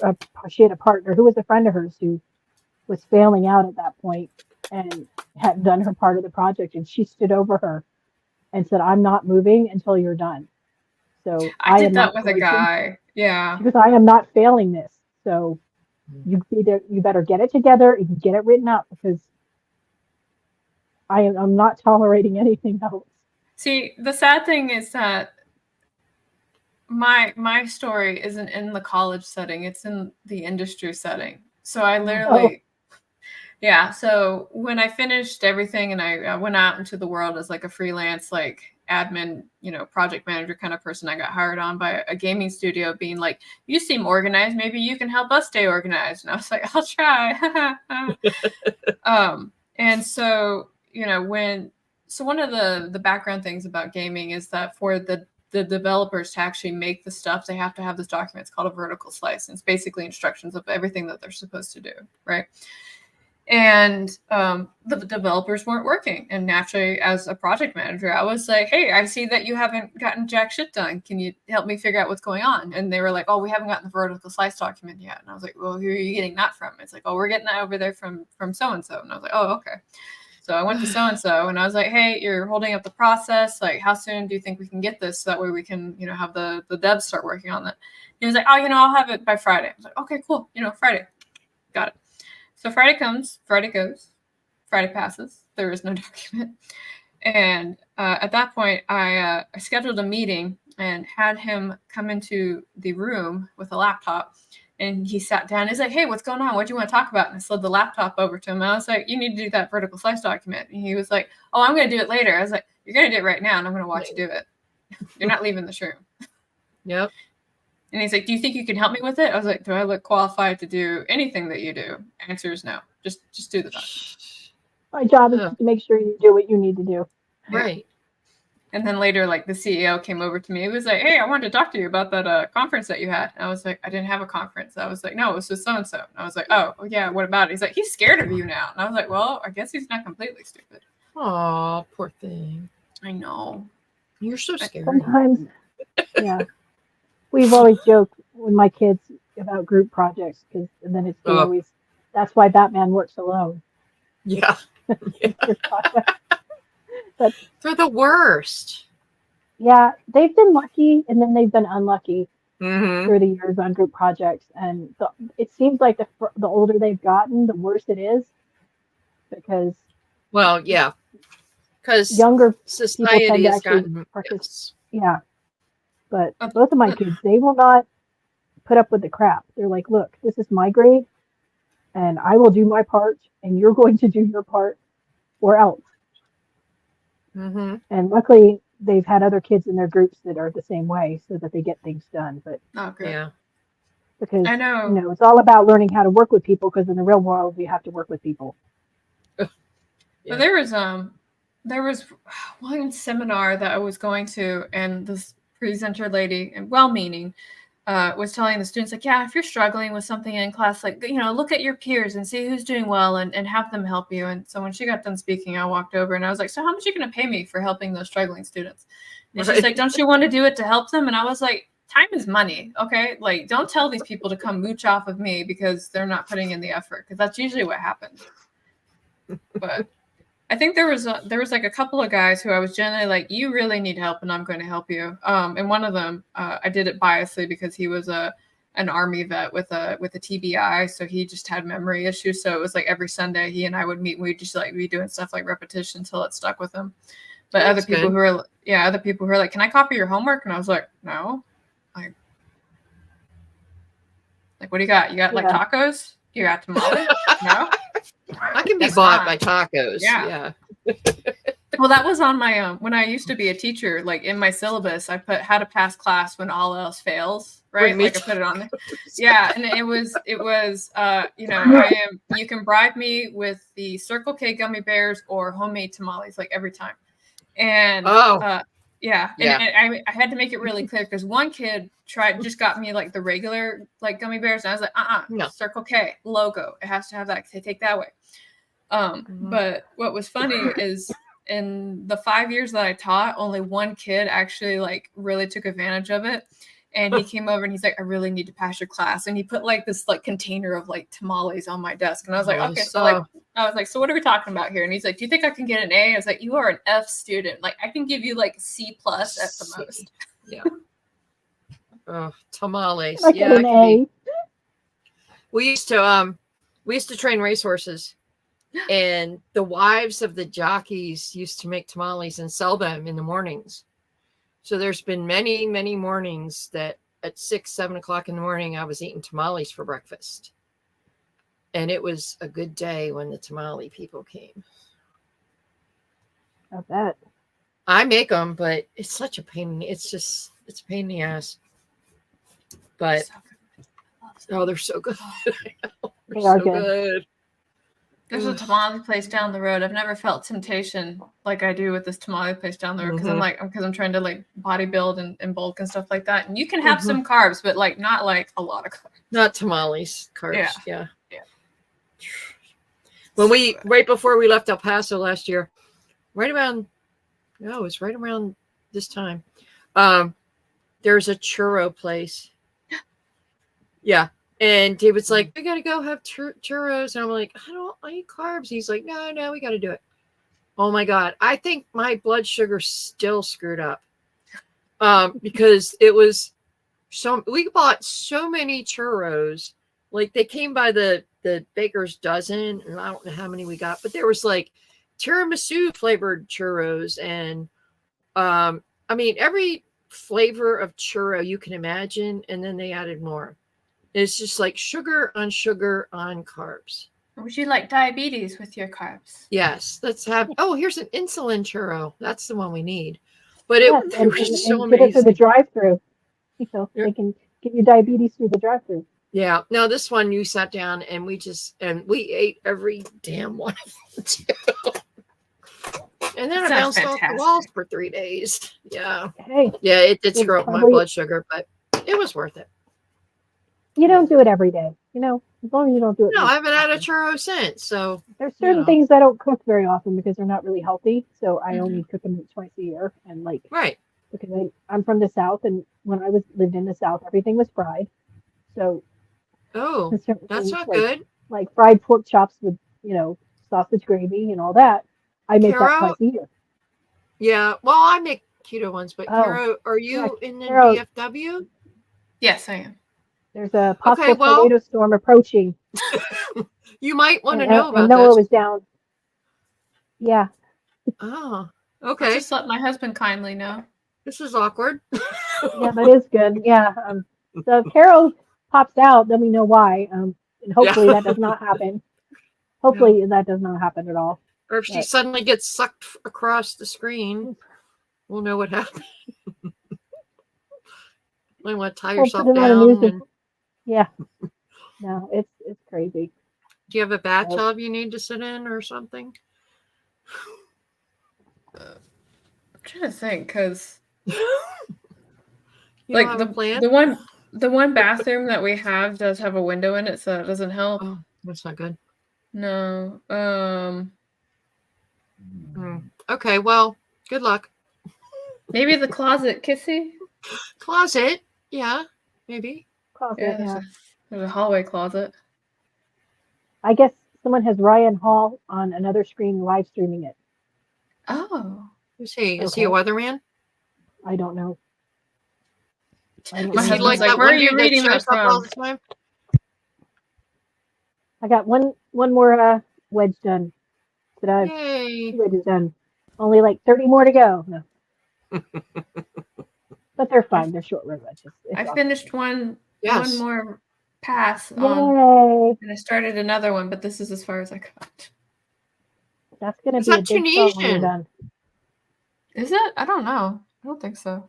Wait, Is it? I don't know things. Is it? you have a No, it's not. no? Okay, I thought it was Tunisian. You said pass, and I was like, oh, I thought it was. Oh, I don't know. I don't know the proper It's okay. terminology. No, it's okay.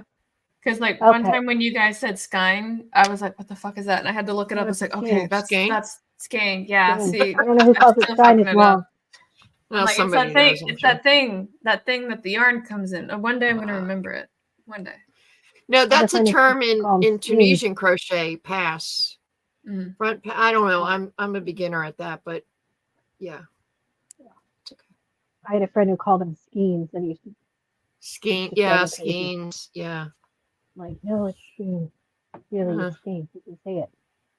But that's how she learned from her grandmother. So That's what yeah. she That's what called it. happens. Or maybe Yeah. she had never heard it and just read it. Maybe. Forward and That's what it return is. pass. Thanks, Yes. Neil. Mm-hmm. Figured you know the actual terms. Yeah. We just know the Oh. made up terms, you know. Oh, Neil's still awake. Hello, Neil. Yeah, he Hello, could have Neil. been here with us, but no. He's Yeah. not passed out somewhere or something. He's probably trying to figure out what editorial positions that Therese and I should hold on Block Magazine like he promised. Uh-huh. So.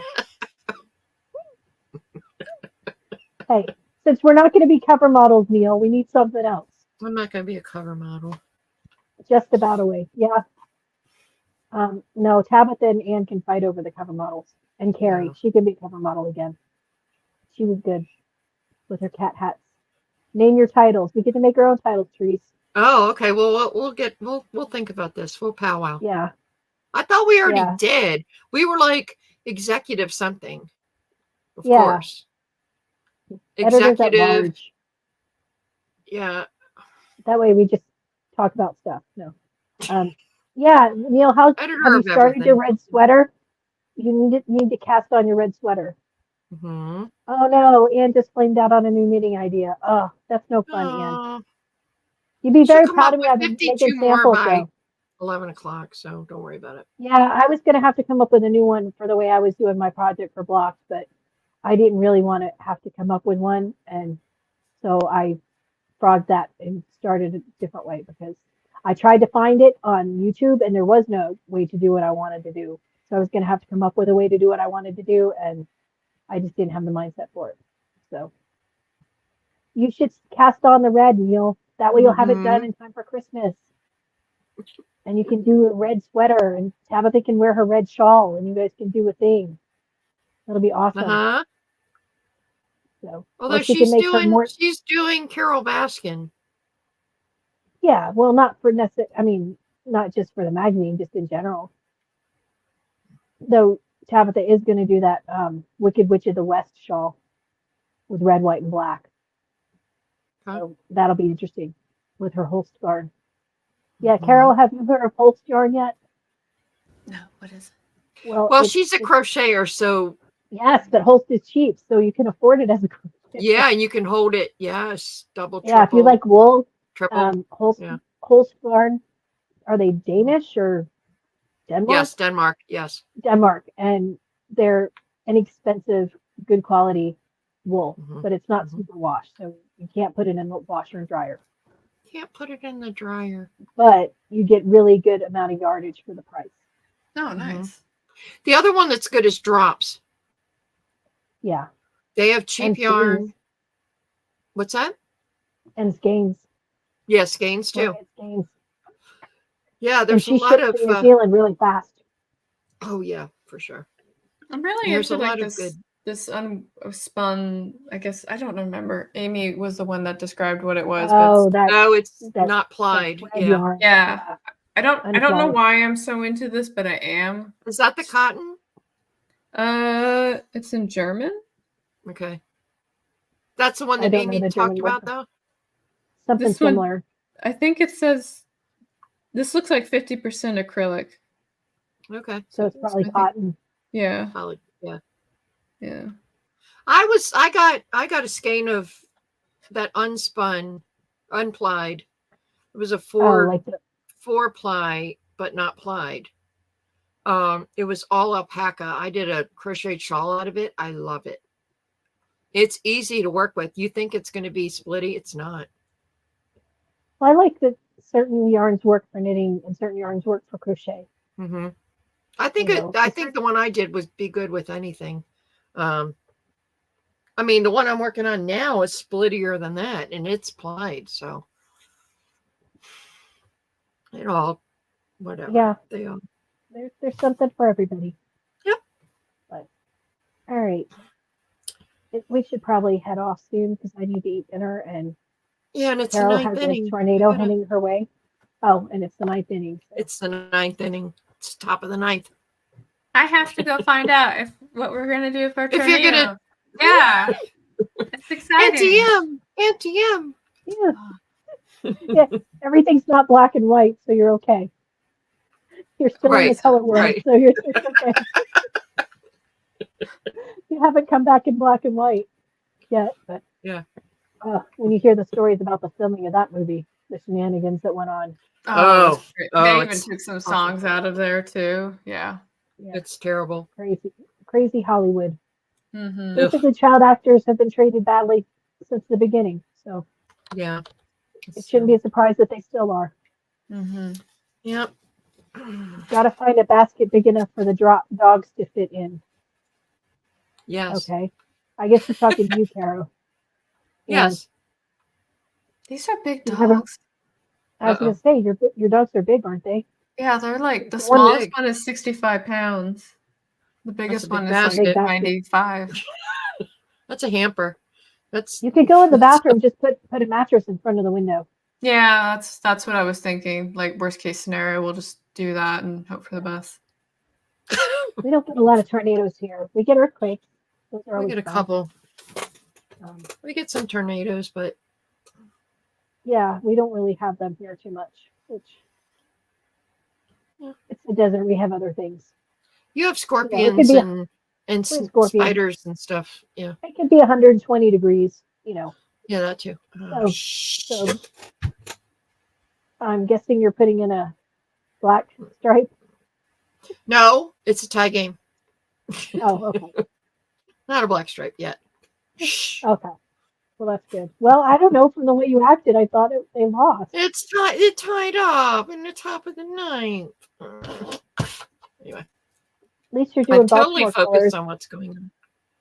At least I you're am. doing Baltimore colors and not KC colors. Why would You I know. do that? Because they're so popular now because of Taylor Swift. I don't care about No. yours. Nobody cares Oh, we about the went the football. whole They care about Taylor podcast. Swift. We went the whole stream without talking about her. Oh, come on. We have to talk about her at least a little bit. Nah, You know. no, we don't. Everybody else does. She's changing the world, don't you know? She's an icon. She's climate change. She uses those private planes a lot. I gotta admit, you know. Mm-hmm. She's the one doing it. Her and Greta Thunberg. Greta Thunberg flies private planes everywhere to go protest the climate. And John Kerry, who flies private planes and then goes out on his yacht all the time. It's like, Leo. yeah, I'm really going to listen to all you Leo. people. Yeah, I'm going to listen to all you climate activists while you, if they lived as if they believed what they were saying, I might listen to what they were saying, but they don't. Mm-hmm. So like David clearly, Hogg. David Hogg and his, Oh, that boy. You see his tweet? He did a tweet. I think somebody reposted it. It's been from a while ago. And he said, tell me again how many AR-15s Jesus had.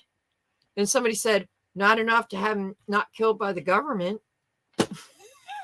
It's just like, Yeah. why is It's this kid ridiculous. even still on Twitter? You know? Well, and his whole thing is, the founders didn't expect, they weren't counting on AR-15s, and that's bullcrap. Because if you look at historically about the change in firearms just in their lifetimes, how the advancements happened, of course they knew that firearms were going to be more advanced. That's such a cop-out argument. Like, no, Jesus did not have AR-15s, and neither did George Washington. But that's how it is. Things evolve, technology improves. It's like the flat earthers; they crack me up because. Oh, Kara, are you going to watch the eclipse?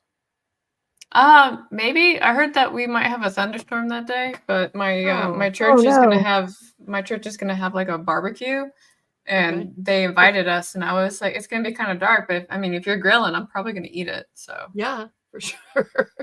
Well, don't look directly at it. Oh yeah.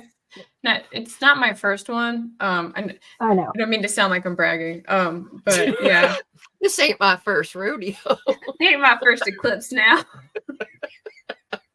I remember because we had another one that came through here in October, and I was teaching my husband the plate trick because we didn't have the glasses, so I showed him how to put like the thing and then do the reflection so he could watch the eclipse that way. So because I learned that when I was teaching students. I'm glad I used it for something. That's handy. Yeah, I like how they back before people realized that, and you see the old films and people looking direct at things they shouldn't be looking direct at. Like, well, how long did it take him to realize that was not a good idea? Like, yeah, how many people went blind before they go, wait, what happened here? Yeah. Well, when they were testing the nuclear weapons here in Vegas, they would take tourists out to the desert to watch. And yeah, they'd have the glasses, but they were also breathing in and getting covered with all the radiation. Tank tops and flip-flops, and they're just out there. Yeah. Because we have the Atomic History Museum here, and I went on field trip with my kid, and they had the pictures of the tourists sitting out in bleachers in the desert watching, because they didn't realize how the if you know better, you do better. True. Now we know better, and we still don't do better. So thank you for coming on, Kara. We've been wanting you to come on. Thank you, Kara. You're always welcome. And I know Joe's going to be mad that she wasn't here, but hopefully you can come back when Joe's here, because I'm sure she'll want to chat with you. And yeah, we had no shenanigans today. So no, just shoot me a message and be like, your presence is required, and I'll be like, okay, and I'll show up. You're welcome every Monday if you want to come. We're open. We like having people on. Maybe Neil will join us again. Or maybe he won't.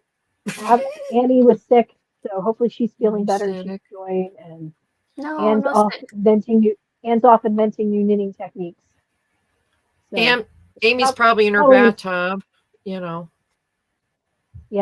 probably it was well, it wasn't a holiday weekend for her, so No. But then Tabitha's working, so maybe when her next week off is, she can come join us too.